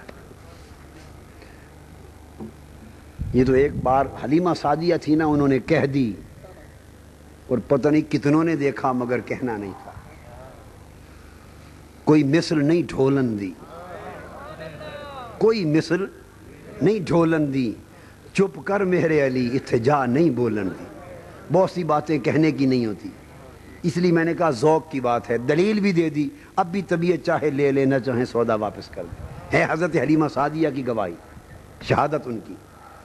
تو میں عرض کر رہا تھا سیدنا فاروق اعظم کا طریق کہ حجر اسود کو چومتے بھی تو حضور کے لبوں کا تصور کر کے چومتے تھے، حضور کے لبوں کا تصور کر کے چومتے. تو حضور کو مرکز و محور جانتے، ہر عمل میں جو عمل کرتے نگاہ میں حضور کو رکھتے. اب سیدنا عثمان غنی کی طرف آ جائیے رضی اللہ تعالی عنہ. 6 ہجری میں حضور علیہ الصلوۃ والسلام 1400 صحابہ کو لے کر حدیبیہ کے میدان میں پہنچے. کفار نے حج کرنے سے روک دیا. سیدنا عثمان غنی رضی اللہ تعالیٰ عنہ کو سفیر بنا کر مکہ بھیج دیا کہ کفار مکہ کے ساتھ جا کے مذاکرات کریں. مذاکرات ہوئے. کفار نے کہا کہ اس سال ہم حج نہیں کرنے دیتے، واپس چلے جائیں. واپس آئے، پھر وہ ان کا وفد آیا اور حدیبیہ کے میدان میں پھر ایک صلح ہوئی جس کو صلح نامہ حدیبیہ کہتے ہیں. یہاں تک تو پتہ ہے نا. اب اگلی بات جو درمیان والی ہے وہ یہ، جب سیدنا عثمان غنی کے مذاکرات کفار و مشرکین مکہ، قریش مکہ سے مذاکرات ختم ہو گئے، بات ختم ہو گئی، جانے لگے، کعبے کے صحن میں کھڑے ہیں. تو قریش مکہ نے کہا عثمان آپ تو چونکہ آ گئے ہیں کعبے کے صحن میں اور 6 سال بعد آئے، حضور کے ساتھ ہجرت کر گئے تھے نا، 6 سال بعد آئے ہیں، آپ چونکہ آ گئے ہیں آپ کو اجازت ہے کعبے کا طواف کر لیں، کعبے کا طواف کر لیں. ایمان سے کہیے 6 برس بیت گئے ہوں کعبے کو دیکھے ہوئے، کوئی ایمان والا ہو، کعبے کو تکے ہوئے 6 برس بیت گئے ہوں، کعبے کے طواف کو 6 برس بیت گئے ہوں، اور 6 سالوں کے بعد اس طرح ترسی ہوئی نگاہوں کو موقع ملے کعبے کے پاس آنے کا، کعبے کو تکنے کا، اور پھر رکاوٹ بھی اٹھ جائے، دشمن کہہ دے کہ آپ کو اجازت ہے صحن کعبہ میں بھی کھڑے ہوں کعبے کے سامنے، اور اجازت بھی مل جائے کہ آپ طواف کر کے جائیں، اور قرآن میں، حدیث میں، شریعت میں، سنت میں کہیں منع بھی نہ ہو. کیا حضور علیہ السلام نے منع کر کے بھیجا تھا؟ عثمان اگر مجھے یہ آنے کی اجازت نہ دیں تو تم بھی طواف نہ کرنا، کو منع کیا تھا؟ بتا رہا ہوں نہیں تھا. کیا قرآن میں منع تھی کہ اگر حضور علیہ السلام ساتھ نہ ہوں تو پھر صحابہ طواف نہیں کر سکتے؟ کوئی حکم تھا؟ نہیں ہے. کوئی حدیث میں حکم تھا؟ نہیں ہے. کوئی حضور نے ہدایت دے کر بھیجی تھی؟ نہیں تھی. کیا حضور ناراض ہوتے کہ طواف کعبے کا کیوں کیا؟ عبادت ہے اللہ کی، کعبے کا طواف اللہ کی عبادت ہے، اور پہنچ کے صحن کعبہ میں طواف کیے بغیر آ جانا، اس پر تو تعجب ہو سکتا ہے، اور طواف کر کے آنے پر کیسا تعجب؟ سارے راستے کھلے تھے. انہوں نے کہا عثمان بھائی طواف کر لو. اور معلوم ہے سیدنا عثمان غنی نے کیا فرمایا؟ قریش مکہ کو دیکھا، فرمایا قریش مکہ نادانو، تم نے ابھی ہمارے ایمان کی حقیقت کو ہی نہیں سمجھا، تم نے ہمارے عشق کا امتحان نہیں لیا، معرفت مصطفیٰ کے مقام کو نہیں سمجھا. تم سمجھتے ہو کہ ہم مصطفیٰ کے بغیر اس کعبے سے تعلق رکھتے ہیں؟ ہم مصطفیٰ کے بغیر اس طواف کے بھوکے ہیں؟ خدا کی قسم ہمارا اپنا تعلق اس کعبے سے کیا تھا، ہمارا تعلق اس حتیم سے کیا تھا، ہمارا تعلق حجر اسود سے کیا تھا، ہمارا تعلق اس مطاف و طواف سے کیا تھا، ہمارا تعلق حرم کعبہ سے کیا تھا؟ وہ تو مصطفیٰ نے رخ ادھر کر دیا، یہ کعبہ بن گیا. مصطفیٰ نے چہرہ ادھر پھیر لیا، وہ کعبہ بن گیا. ہم تو حضور کی نسبت سے اسے کعبہ بنائے پھرتے ہیں. تم کہتے ہو طواف کر لو، فرمایا واللہ ما اطوف حتی یطوف بہ رسول اللہ، خدا کی قسم جب تک مصطفیٰ پاک نہیں آئیں گے عثمان واپس مڑ جائے گا مگر کعبے کا طواف نہیں کر سکتا. صحن کعبہ سے رب کعبہ کے گھر کا طواف کیے بغیر پلٹ گئے. یہ ہے مشرب عثمان. ہائے ہائے ہائے، یہ ہے مشرب میرا دین بھی تو تے ایمان بھی تو. یہ مشرب عثمان کہ محبوب جس میں آپ نہیں اس طواف کا کیا مزہ؟ تو طواف ہو، عبادت ہو، حج ہو، حجر اسود ہو، ہر ایک میں مرکز و محور حضور کی ذات رہتی ہے۔ 4 مثالیں آخری سیدنا علی شیر خدا کے، پھر دوسرے موضوع کی طرف آؤں گا، توجہ سے سن۔ صحن کعبہ سے رب کعبہ کے گھر کا طواف کیے بغیر پلٹ گئے، یہ ہے مشرب عثمان۔ ہائے ہائے ہائے، یہ ہے مشرب میرا دین بھی تو تے ایمان بھی تو، یہ مشرب عثمان کہ محبوب جس میں آپ نہیں اس طواف کا کیا مزہ۔ تو طواف ہو، عبادت ہو، حج ہو، حجر اسود ہو، ہر ایک میں مرکز و محور حضور کی ذات رہتی ہے۔ 4 مثالیں آخری سیدنا علی شیر خدا کے، پھر دوسرے موضوع کی طرف آؤں گا، توجہ سے سن، تاکہ خلفائے راشدین کا عمل پورا ہو جائے۔ امام ابن حجر مکی نے الصواعق المحرقہ میں اس حدیث کی تمام روات پر جرح کر کے اس کی ثقاہت بھی ضمانت دے کر لکھا۔ کسی قوم نے حضور علیہ السلام ایک غزوہ سے واپس پلٹے، ایک جنگ سے واپس پلٹے، آپ نے نماز عصر ادا کر لی تھی، سیدنا علی شیر خدا کو کسی کام بھیج دیا۔ جب وہ واپس پہنچے، انہوں نے ابھی عصر کی نماز نہیں پڑھی تھی، آ کے پڑھنی تھی۔ جب واپس پہنچے تو حضور صلی اللہ علیہ وسلم نے تھکن محسوس کی، تھکے ہوئے تھے، جسم اقدس میں تھکاوٹ۔ آپ نے حضرت علی سے فرمایا، علی آ ذرا بیٹھ جا، میں تھکا ہوا ہوں، تو میں چاہتا ہوں کہ اپنا سر تیری گود میں رکھ کے ذرا آرام کر لوں۔ قربان جائیں کیا بخت و نصیب ان گودوں کا، کبھی علی کی گود میں لیٹ کر آرام فرماتے ہیں، کبھی ابو بکر کی گود میں لیٹ کے غار میں آرام کرتے ہیں۔ کیا بخت تھے اس خوش نصیبوں کی گودوں کے۔ حضرت علی رضی اللہ تعالیٰ عنہ بیٹھ گئے، حضور علیہ السلام نے سر انور رکھ دیا اور لیٹ گئے، سو گئے۔ آقا علیہ السلام نے نہیں پوچھا کہ علی نماز عصر پڑھ لی ہے، نہیں پوچھا۔ پھر حضرت علی نے بھی نہیں عرض کیا، یا رسول اللہ میری عصر کی نماز رہتی ہے، ذرا 1 منٹ اجازت دے دیں تو میں نماز عصر کی قصر پڑھ لوں۔ نہ آقا نے پوچھا، نہ غلام نے بتایا، نہ حضرت علی نے بتایا، لیٹ گئے۔ اگر اس جگہ ہم میں سے کوئی ہوتا نا، کیا ہم میں سے کوئی ہوتا خشک ایمان والا، خشک ایمان والا، تو فوری ہم کہتے، یا رسول اللہ بس ذرا معاف کرنے، میری نماز عصر رہتی ہے، ذرا 2 منٹ انتظار کریں، میں نماز پڑھ لوں تو پھر بجھاتا ہوں۔ کہتے یا نہ کہتے؟ وہ لوگ، ہم وہ لوگ ہیں نا کہ ہمیں یہ سمجھ نہیں کہ نماز مقدم ہے یا مصطفیٰ کا ادب مقدم ہے۔ یہ بات سمجھنے والی ہے۔ نماز فرض ہے اور ادب مصطفیٰ فرض کا بھی فرض ہے۔ نماز فرض ہے اور ادب مصطفیٰ فرض کا بھی، بولیے، فرض ہے۔ نماز کا اگر منکر نہ ہو، نماز کا اگر منکر نہ ہو، ترک ہو جائے تو آدمی کافر نہیں ہوتا، فاسق ہوتا ہے۔ نماز کا منکر نہ ہو، ترک انکاری نہ ہو، ترک عملی ہو، نماز ترک ہو جائے تو انسان مسلمان رہتا ہے، اور ادب مصطفیٰ ترک ہو جائے انسان مسلمان نہیں رہتا، کافر ہو جاتا۔ اب فرق سمجھ آ گیا کہ نماز بڑی یا ادب مصطفیٰ بڑا، صلی اللہ علیہ وآلہ وسلم۔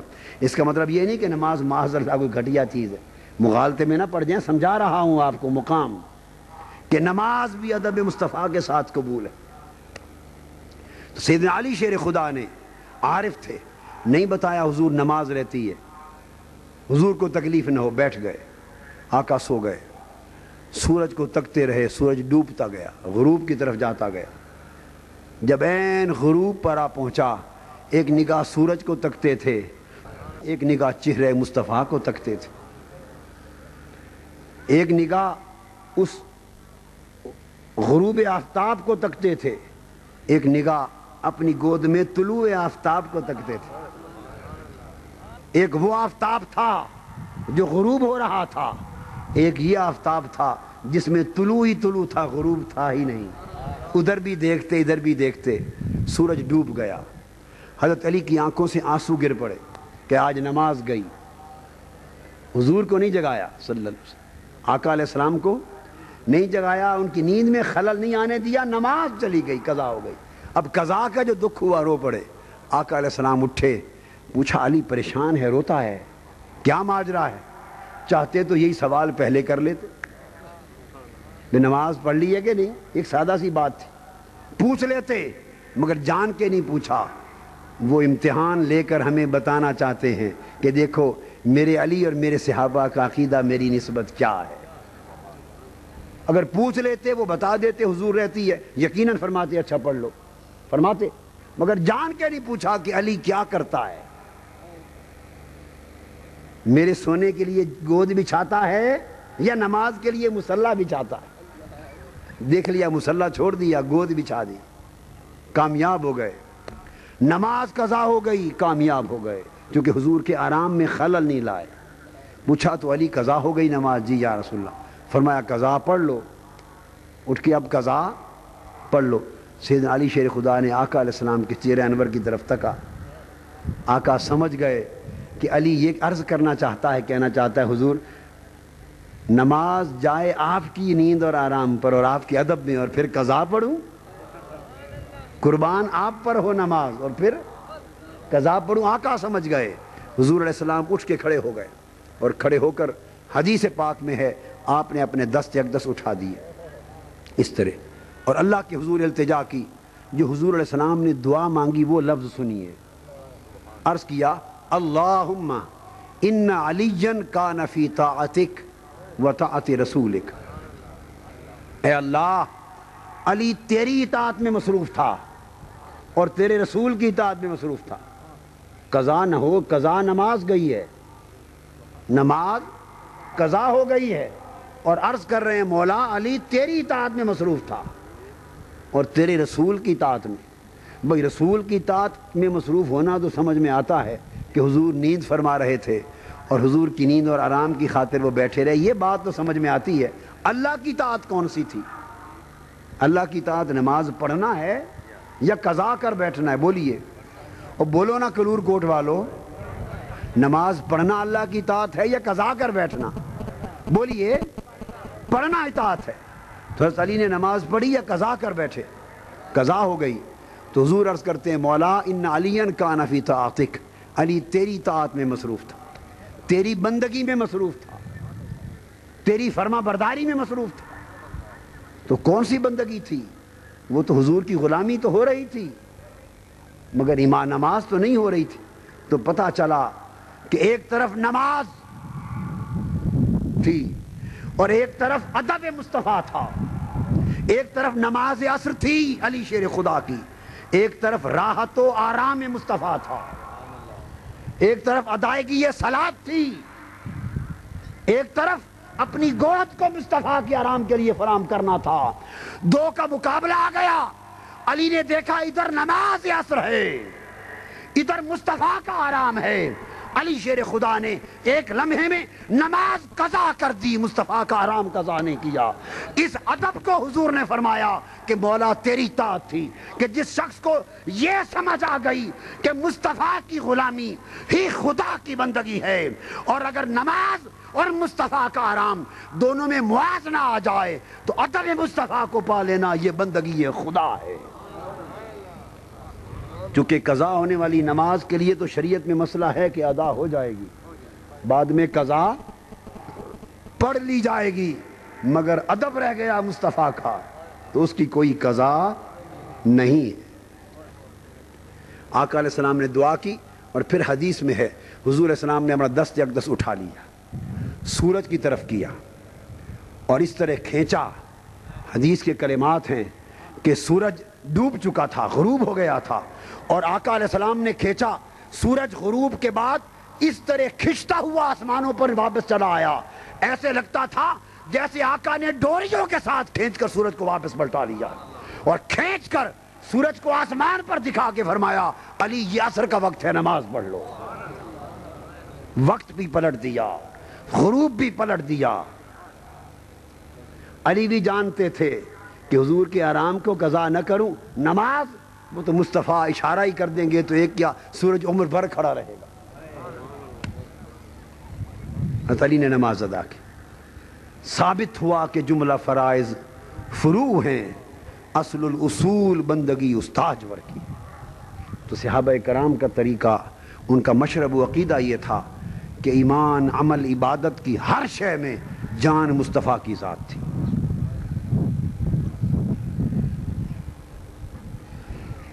اس لیے قرآن مجید میں ہے کہ عید الاضحیٰ کا دن تھا، عید الاضحیٰ کا، عیدگاہ میں آئے، حضور علیہ السلام نے ابھی قربانی نہیں دی تھی اپنی، بعض صحابہ کرام گھر سے چلتے ہوئے قربانیاں دے کر آئے، حکم ابھی نہیں اترا تھا کہ عید کی نماز کے بعد جا کے قربانی دو۔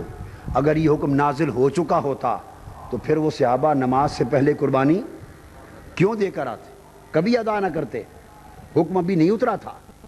انہوں نے سمجھا چلو پہلے جلدی جلدی فارغ ہو جائیں، پھر حضور کے ساتھ رہیں گے، قربانیاں دے دیں۔ عیدگاہ میں پہنچے تو حضور نے تو قربانی ابھی دی نہیں تھی، نماز کے بعد دینی تھی۔ وہ قربانی کس کا عمل ہے؟ عبادت ہے، کس کی؟ اللہ کی۔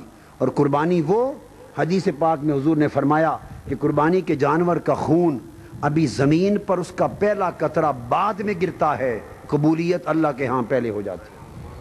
اتنا بڑا عمل اللہ کے ہاں قربانی دینے کا۔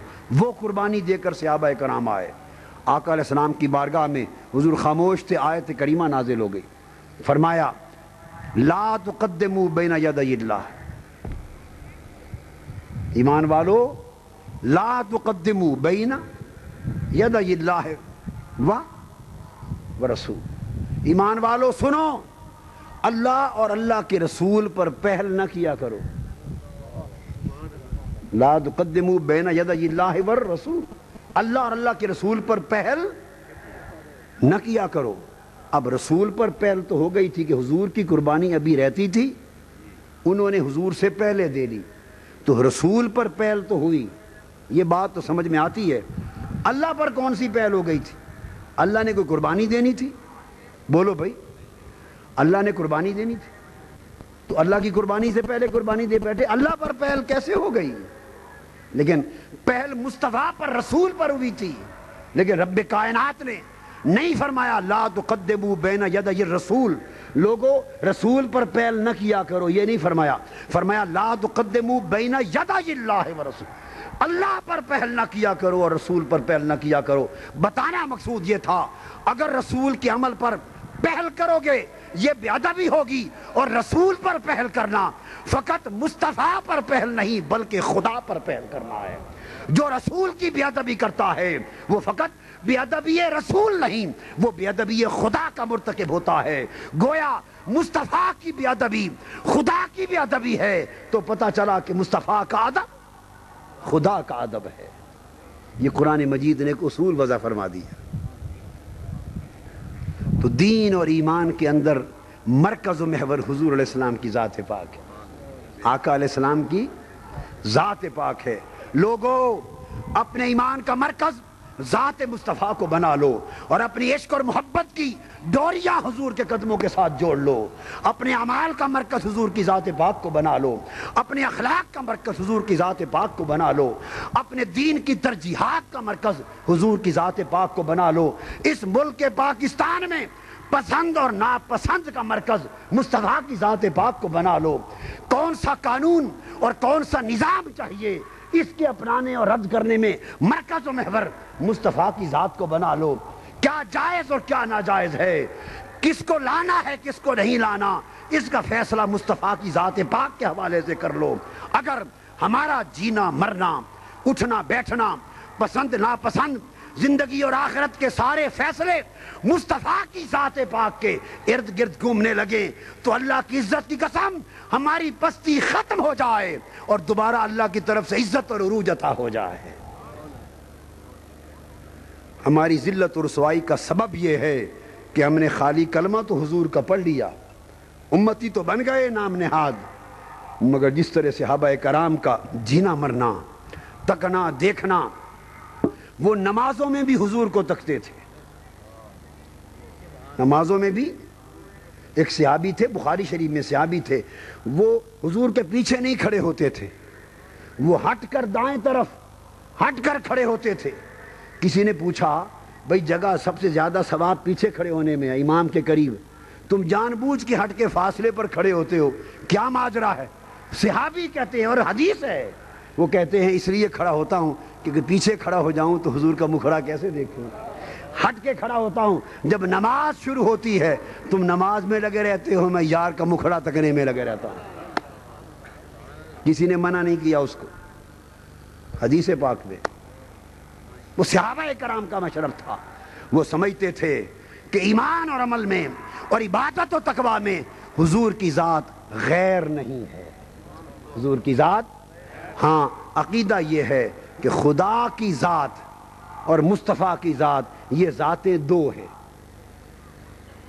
ذات خدا ذات مصطفیٰ نہیں ہے اور ذات مصطفیٰ ذات خدا نہیں ہے، یہ دو ذاتیں ہیں، ایک ذات خالق ہے ایک ذات مخلوق ہے، ایک ذات مالک ہے ایک ذات رسول ہے، ذاتیں تو دو ہیں بس، باقی نسبتیں ایک، ذاتیں دو نسبت ایک، ذاتیں دو حکم ایک، ذاتیں دو محبت ایک، ذاتیں دو اطاعت ایک، ذاتیں دو قربت ایک، ذاتیں دو بیعت ایک، ذاتیں دو نطق ایک، ذاتیں دو کنگریاں مارنے کا عمل ایک، ذاتیں دو ادب ایک، ذاتیں دو بے ادبی ایک، ذاتیں دو حرمت ایک، ذاتیں دو بے حرمتی ایک، ذاتیں تو دو ہیں مگر جو مصطفیٰ نے کہا وہ خدا نے کہا، جو مصطفیٰ نے کیا وہ خدا نے کیا، وما ينطق عن الهوى ان هو الا وحی یوحی وما رمیت اذ رمیت ولکن اللہ رمی،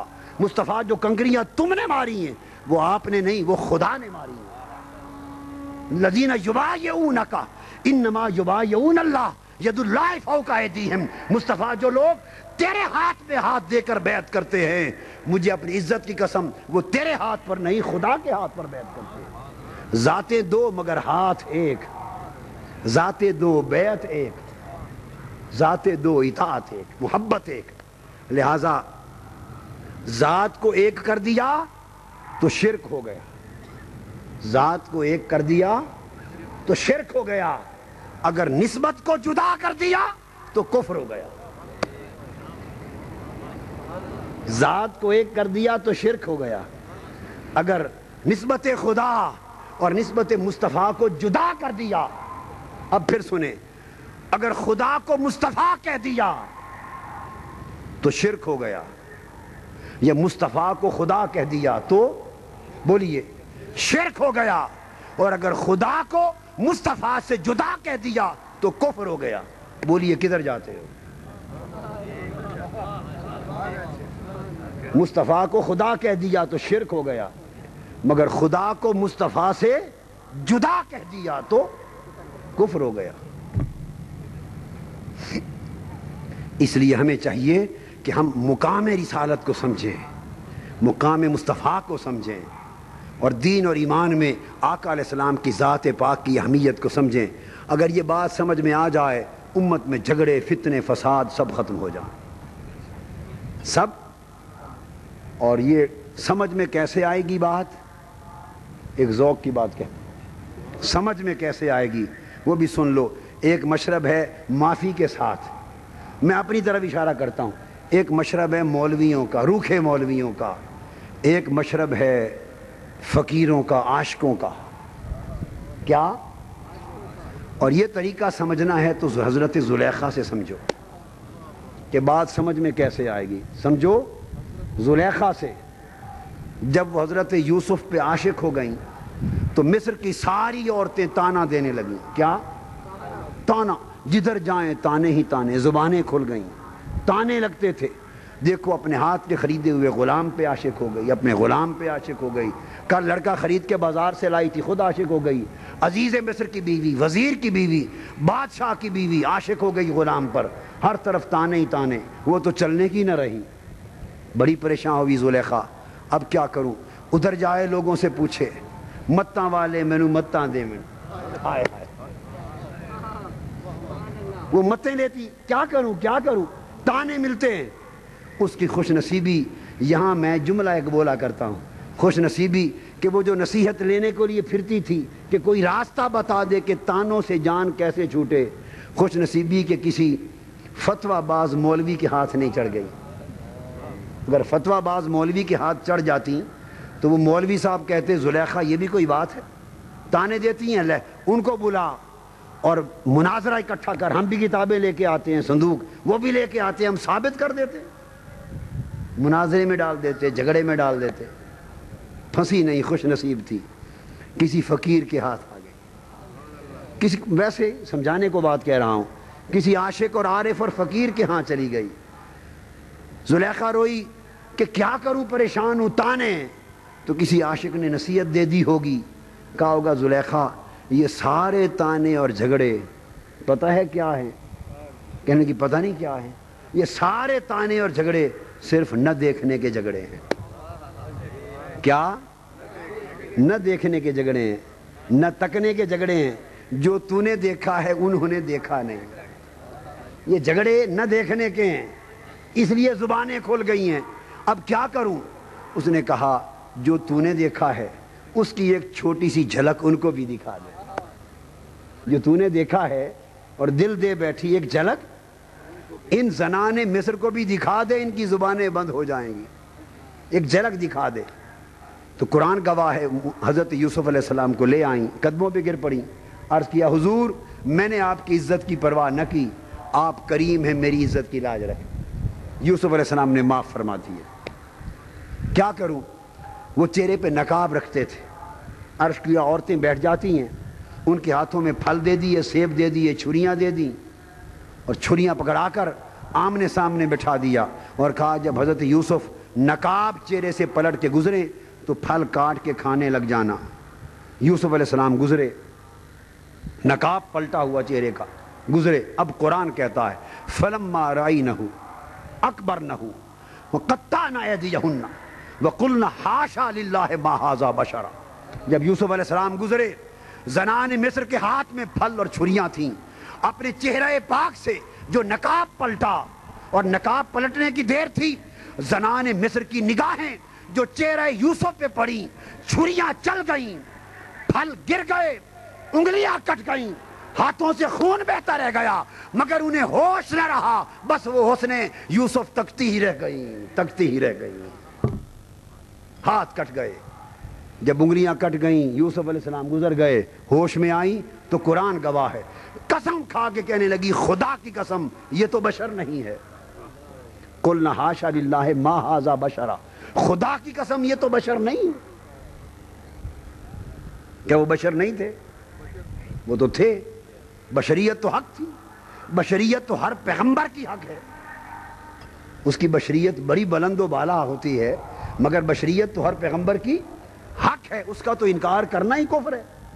تو بشریت تو تھی، جب تک لیا کہنے کی خدا کی قسم یہ تو بشر کا پیکر نہیں۔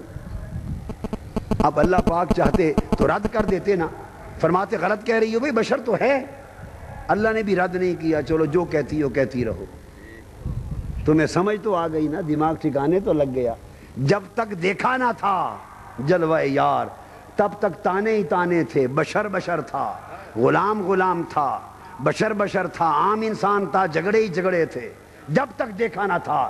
جب ایک پردہ اٹھ گیا اور جھلک یار کی تکلی، پھر بشر بھی نہ رہا، پھر جھگڑے بھی نہ رہے، پھر چپ ہو گئے۔ وہی پیر مہر علی شاہ صاحب کے بقول، چپ کر مہر علی اتھا جا نہیں بولن۔ جب جلوہ ہو جاتا ہے پھر زبانیں بند ہو جاتی ہیں۔ اس لیے یاد رکھ لیں، جو بہت جھگڑے کریں، جو بہت جھگڑے کریں دین میں، تو سمجھ لیا کریں کہ انہوں نے دیکھا نہیں، انہوں نے جلوہ یار تکا نہیں، ابھی پردے میں ہیں۔ اور جو تک لیتے ہیں وہ جھگڑے چھوڑ دیتے ہیں، جو تک لیتے ہیں وہ جھگڑے، ان کو فرصت ہی نہیں پھر اس نشے سے باہر آنے، اس نظارے سے باہر نکلنے کی فرصت نہیں ہوتی۔ اس لیے دین جھگڑے والا نہیں چاہیے، دین محبت والا چاہیے، دین پیار والا چاہیے، اور دین ادب والا چاہیے۔ حاضرین محترم، یہ ذکر رسول کا ایک گوشہ آپ سن چکے۔ اب میں یہ عرض کر رہا تھا کہ جس طرح دین آقا علیہ السلام کی نسبت کے بغیر اور ایمان آقا کی نسبت کے بغیر مکمل نہیں ہوتا، سن لو یہ پاکستان بھی حضور کے نظام کے بغیر مکمل نہیں ہوگا۔ 1947 میں جب پاکستان بنا تو ہم نے ایک وعدہ کیا تھا، اللہ سے وعدہ کیا تھا کہ پاکستان کا مطلب کیا؟ لا الہ الا اللہ وعدہ کیا تھا، اللہ نے کلمہ مصطفیٰ کے نام پر پاکستان ہمیں دے دیا۔ آج 52 برس گزر گئے، اس ملک پر جاگیرداروں کی حکومت رہی، پھر سرمایہ داروں کی حکومت آئی، پھر مل جل کر جاگیردار، سرمایہ دار، سردار، وڈیرے، لٹیرے، سمگلر، بدعنوان سیاستدان اور حرام خور حکمران اس ملک پر مسلط ہو گئے۔ کلمہ مصطفیٰ بھول گیا، اللہ سے کیا ہوا وعدہ بھول گیا۔ پاکستان جس مقصد کے لیے بنا تھا، جس مقصد کے لیے قربانیاں دی گئی تھی، وہ قربانیاں گئیں۔ لاکھوں لوگ ہجرت کر کے تجارت، کاروبار، گھر بار چھوڑ کر ایک خوبصورت پاکستان کا نقشہ آنکھوں میں سمائے سرحد کے پار ادھر آئے تھے۔ ان کا خیال تھا کہ بنیے کی ظلم سے نجات پانے کے بعد اب ہر پاکستانی کو عزت کی روٹی ملے گی، عدل ملے گا، انصاف ملے گا، مصطفیٰ کے نظام کے مطابق ہر شخص کو باعزت زندگی کا رہن سہن ملے گا، حفاظت ملے گی، ہر کوئی معاشرے میں عزت کے ساتھ رہے گا، کسی کے حقوق پہ ڈاکہ نہیں ہوگا، عزت پہ ڈاکہ نہیں ہوگا، کسی کی جان پر ہولی نہیں کھیلی جائے گی۔ یہ خواب آنکھوں میں لے کے ہر کوئی آیا تھا۔ آج نگاہیں ترس گئیں، آدھی صدی گود بیت گئی، پاکستان کا وہ خواب جو دیکھا گیا تھا وہ آج کے دن تک مکمل ہوتا دکھائی نہیں دیتا۔ آج قائد اعظم نے تو ایک پاکستان بنایا تھا، مگر بعد میں لٹیرے بدعنوان سیاستدانوں نے اور غریبوں کا خون چوس کر حرام خوری کرنے والے لیڈروں نے، حکمرانوں نے پاکستان دو بنا دیے، ایک امیروں کا پاکستان، ایک غریبوں کا پاکستان۔ امیروں کا پاکستان دیکھنا ہو تو اسلام آباد چلو،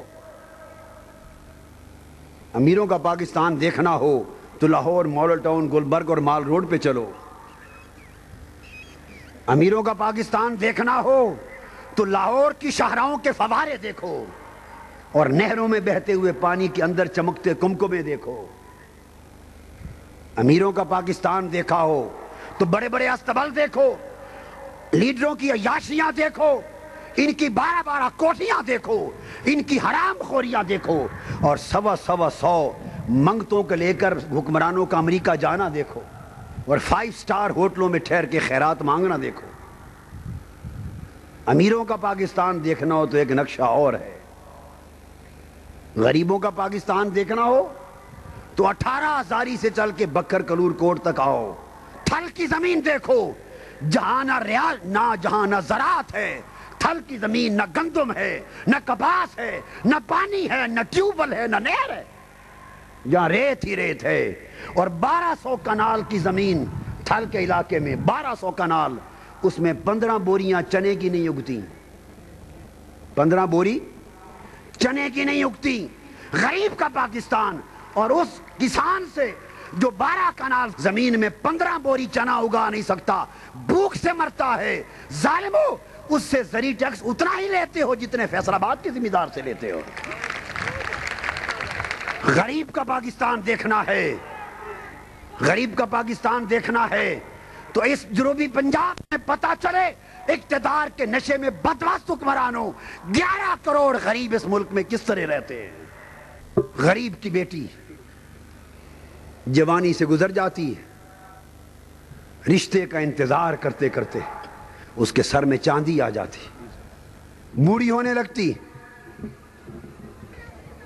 وہ اپنے ماں باپ سے پوچھتی حسرت بھری نگاہوں کے ساتھ، ماں میں خوبصورت بھی ہوں، خوبصورت بھی ہوں، نیک بھی ہوں، پڑھی لکھی بھی ہوں، میرا گناہ کیا ہے، میرا جرم کیا ہے؟ یہ پاکستان مسلمانوں کا ملک نہیں ہے، میں خوبصورت نیک سیرت بھلے مانس پڑھی لکھی بیٹی، بڑھاپا آ رہا ہے، میرا رشتہ مانگنے اس معاشرے میں کوئی نہیں آتا، قصور کیا ہے؟ اس کی ماں چھلکتے ہوئے آنسوؤں کے ساتھ اس کو جواب دیتی، حسرت بری نگاہوں سے بیٹی کو تک کے جواب دیتی ہے، بیٹی قصور تمہارا نہیں، قصور تمہارے ماں باپ کا ہے، اور وہ یہ کہ تو ایک غریب ماں باپ کی بیٹی ہے۔ اس اللہ اس کے رسول کے نام پر حاصل کیے جانے والے ملک میں کسی غریب کی بیٹی کا رشتہ مانگنے کا دستور نہیں ہے۔ آج 11 کروڑ غریب تھلوں، صحراؤں، دیہاتوں میں قسم پرسی اور غربت کی آگ میں جلنے والے غریب پوچھتے ہیں ہمارا پاکستان کدھر گیا؟ یہ تو بڑوں کا پاکستان ہے۔ غریب پوچھتا ہے ہمارا پاکستان کدھر گیا؟ غریب کے خون پسینے کی کمائی کھا کر سیاستدان آج حکمران بنے ہیں، مگر اس غریب کو اس کا جائز حق دینے کو تیار نہیں۔ کسانوں کو اس حکومت نے مار ڈالا، ان کا جینا دوبر کر دیا۔ غریب ذمہ دار اور کسان بے تحاشا گندم اگاتا تھا۔ ایک وقت تھا کہ گندم پاکستان کی ضرورت پوری ہونے کے بعد ہم پاکستان سے باہر دوسرے ملکوں کو بھیجتے تھے۔ اس 1982 میں ایران کو بھیجی تھی، باہر بھیجتے تھے۔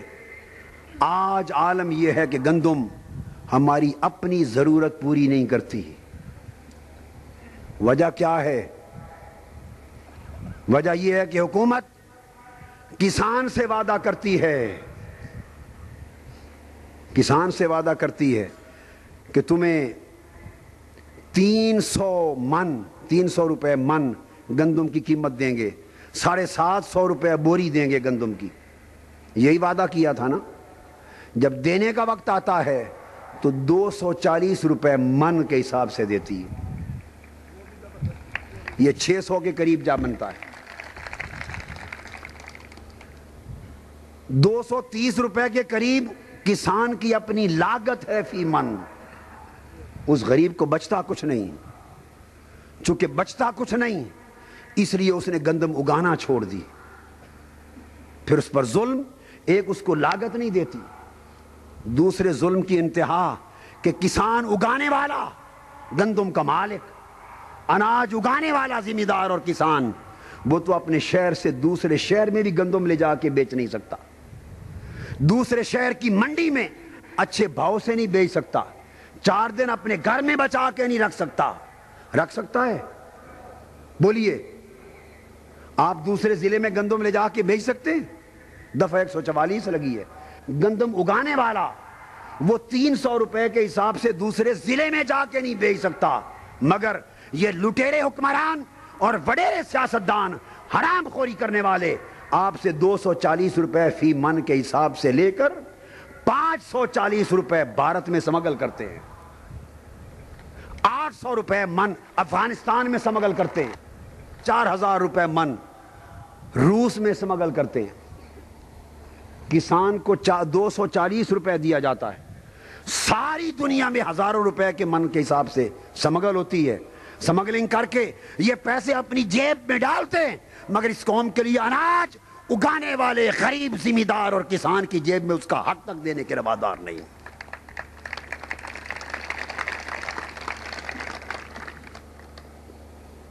پھر عالم یہ تو گندم کا حال ہے۔ میں ایک بات اور بتاؤں، پھر اپنی گندم کو پورا کرنے کے لیے امریکہ سے گندم منگواتے ہیں، پتہ ہے کہاں سے؟ بولیے، میں بتاؤں، وہ علماء، وہ مذہبی جماعتیں جو نظام مصطفیٰ اور اسلام کی امید لے کر ان حکمرانوں کے پیچھے چمٹی ہوئی ہیں، ان کی آنکھیں کھل جانی چاہیے کہ ان کا کردار کیا ہے اور ان سے کیا توقع رکھتی ہے کہ وہ نظام مصطفیٰ لائیں گے۔ اس غریب کسان سے 240 من گندم بٹورتے ہیں اور کمی اس کو 300 بھی نہیں دیتے، اس کو 350 دینے کو تیار نہیں، اس کسان کو 400 دینے کو تیار نہیں، اور کمی پوری کرنے کے لیے گندم امریکہ سے منگواتے ہیں اور امریکہ کے کسان کو 500 روپے من دیتے ہیں۔ امریکہ والے کسان دا بوتھا سونا ہے، ایک کسان غریب دا بوتھا کالا ہے، وہ دا سونا ہے، چٹا ہے، اس کو 500 روپے دیتے ہیں، اس کو 240 دیتے ہیں۔ ظالم، دو رنگی چھوڑ دے، یک رنگ ہو جا، سراسر موم یا پھر संग हो जा। मेरी धरती का किसान ये मेरा बादशाह है, मेरी धरती का किसान मेरा बादशाह है, ये ताजवर है, ये दुनिया को बनाने वाला, पाकिस्तान को संवारने वाला, घर घर अनाज पहुंचाने वाला, ये धरती का मालिक है। तुम अगर इसको इसका हक न दो और बाहर के लोगों को दो गुना कीमत दो, हम तुम्हें पाकिस्तान दुश्मनी करने की मजीद इजाजत नहीं देंगे। और तुम्हें यह भी मालूम है कि बाहर 500 फी मन क्यों देते हैं? यह भी मालूम है अमेरिका से। अगर हकायक मालूम होते तो ये हंसता हाली क्यों होती? वो कंपनियां भी हुक्मरानों की अपनी हैं, रजिस्टर वहां करवा रखी हैं औरों के नाम पर। वहां से जो 500 रुपए फी मन खरीदते हैं वो भी अपनी कंपनी से खरीद के पैसे अपनी जेब में डालते हैं। जुल्म की इंतहा है। इस गरीब किसान को गन्ना उगाने पर 30-35 रुपए फी मन वादा किया गया था कि गन्ने की कीमत ये देंगे, किया था या नहीं? और देने का वक्त आया, दिया नहीं अभी, तो 20-25 पर उतर आए। उसमें भी 3-4 रुपए कंडे वाला खा जाता है। इस गरीब को गन्ना अगर किस्मत में कीमत मिले तो 18-20 रुपए फी मन मिलेगा। वो गन्ने बिक गए, गरीब किसान से ले लिए गए, उन गन्नों की शुगर बन गई और चीनी वाजपेयी को चली गई। इंडिया वाले चीनी खा रहे हैं हिंदू, और अपनी धरती का किसान अभी तक उस गन्नों की कीमत नहीं मिली इनको।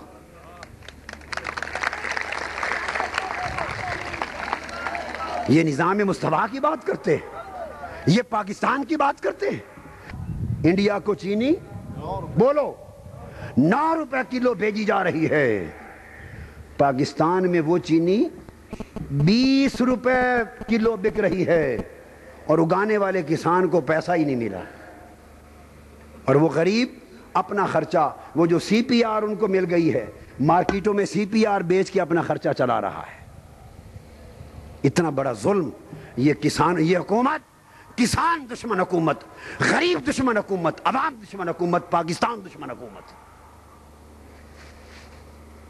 पहले इनका मुकाबला किसी और से था, वो और कश्ती थी जिसको डबो दिया तूने, वो और कश्ती थी जिसको डबो दिया तूने।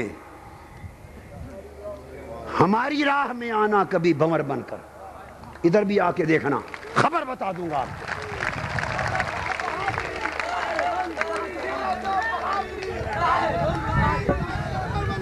अब मुकाबला मुस्तफा के गुलाम से है, अब काली कमली वाले के गुलाम से है। और ये गुलाम अब ना डरने वाला है ना बिकने वाला है।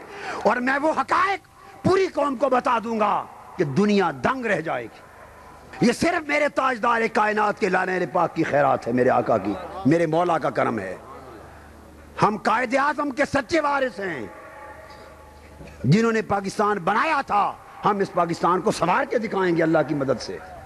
मगर जरूरत इस अमरी है कि मेरी जंग इस मुल्क के गरीबों के लिए, मजदूरों के लिए, मेहनत कशों के लिए है, गरीब किसानों के लिए है, परेशान हालों के लिए है।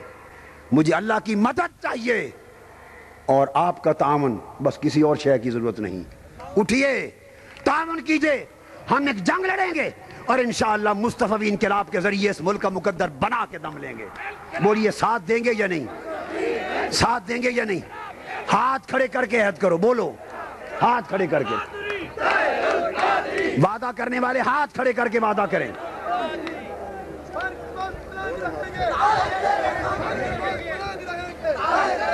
अल्लाह रब्बुल इज्जत की मदद और नुसरत से इंशाअल्लाह मैंने ये ऐलान किया है, आखिरी 2 जुमले 3 सुन लें।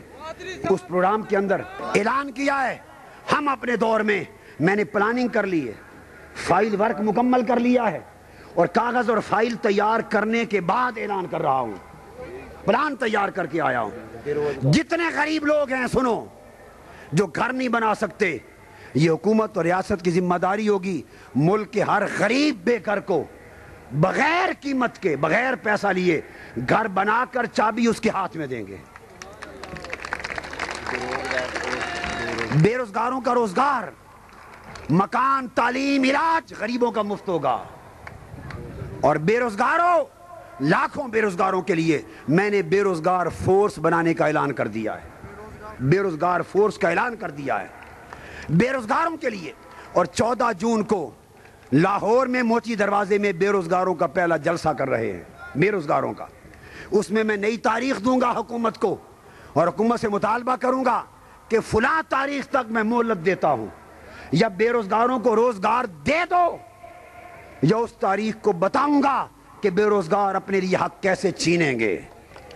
زندگی بھیک سے نہیں ملتی، زندگی بڑھ کے چھینی جاتی ہے۔ اٹھو، اب جنگ لڑنے کا وقت ہے، اپنا حق چھیننے کا وقت ہے، نظام بدلنے کا وقت ہے، ظلم کا تخت الٹنے کا وقت ہے۔ اس وقت تمہیں ڈرنے کی ضرورت نہیں۔ ڈرتے کس سے ہو؟ ڈرتے رہے تو مقدر نہیں بدلے گا۔ لوٹنے والے لوٹتے رہیں گے، کھانے والے کھاتے رہیں گے۔ کہیں وہ وقت نہ آ جائے کہ پاکستان کی کشتی خدا نہ خواستہ ڈوب جائے۔ جو کشمیر کو ذبح کر رہے ہیں، جو واجپائی سے دوستیاں بنا رہے ہیں، ادھر بم چل رہے ہیں، گولہ باری ہو رہی ہے، کشمیر کی سرحدوں پر لاشیں گر رہی ہیں، اور وزیر اعظم آپ کا روزانہ لاہور میں کرکٹ کھیلتا ہے، سرحدوں پر لاشیں گرتی ہیں، وہ کرکٹ کھیلتا ہے۔ سوچنے کی بات ہے کہ ماجرا کیا ہے۔ واجپائی بم گراتا ہے، یہ سرتاج عزیز کو گرا رہا ہے دہلی کے لیے جائیں جواب میں، بموں کے جواب میں۔ اتنی بزدلی، پاکستانی قوم غیرت مند قوم تھی، مگر بین الاقوامی ایجنڈے کے تحت اس قوم کا اور کشمیر کا ملک کا سودا ہو رہا ہے۔ یہ غریب قوم اٹھے گی، مصطفیٰ کے غلام اٹھیں گے، اور فرزندان اسلام اٹھیں گے، اور انشاءاللہ اس دھرتی کی تقدیر اللہ کی مدد اور حضور کے نالین پاک کے صدقے غریب عوام کے انقلاب کے ذریعے بدل جائے گی۔ مستعد ہو جائیں، عہد کر لیں، میرا پیغام گھر گھر پہنچا دیں، کریا کریا پہنچا دیں، انقلاب کی شمع روشن کریں، جھنڈے چھتوں پر لگائیں، اور ٹکرا جائیں ہر ظلم کے ساتھ۔ ظلم کی دیواریں گر جائیں گی، آخری فتح اس ملک کے غریب کی ہوگی، غریب کی ہوگی، غریب کی ہوگی۔ والسلام علیکم ورحمۃ اللہ وبرکاتہ۔ نصیب چمکے ہیں فرشیوں کے، نصیب چمکے ہیں فرشیوں کے، کہ عرش کے چاند آ رہے ہیں، جھلک سے جن کی فلک ہے روشن، جھلک سے جن کی فلک ہے روشن،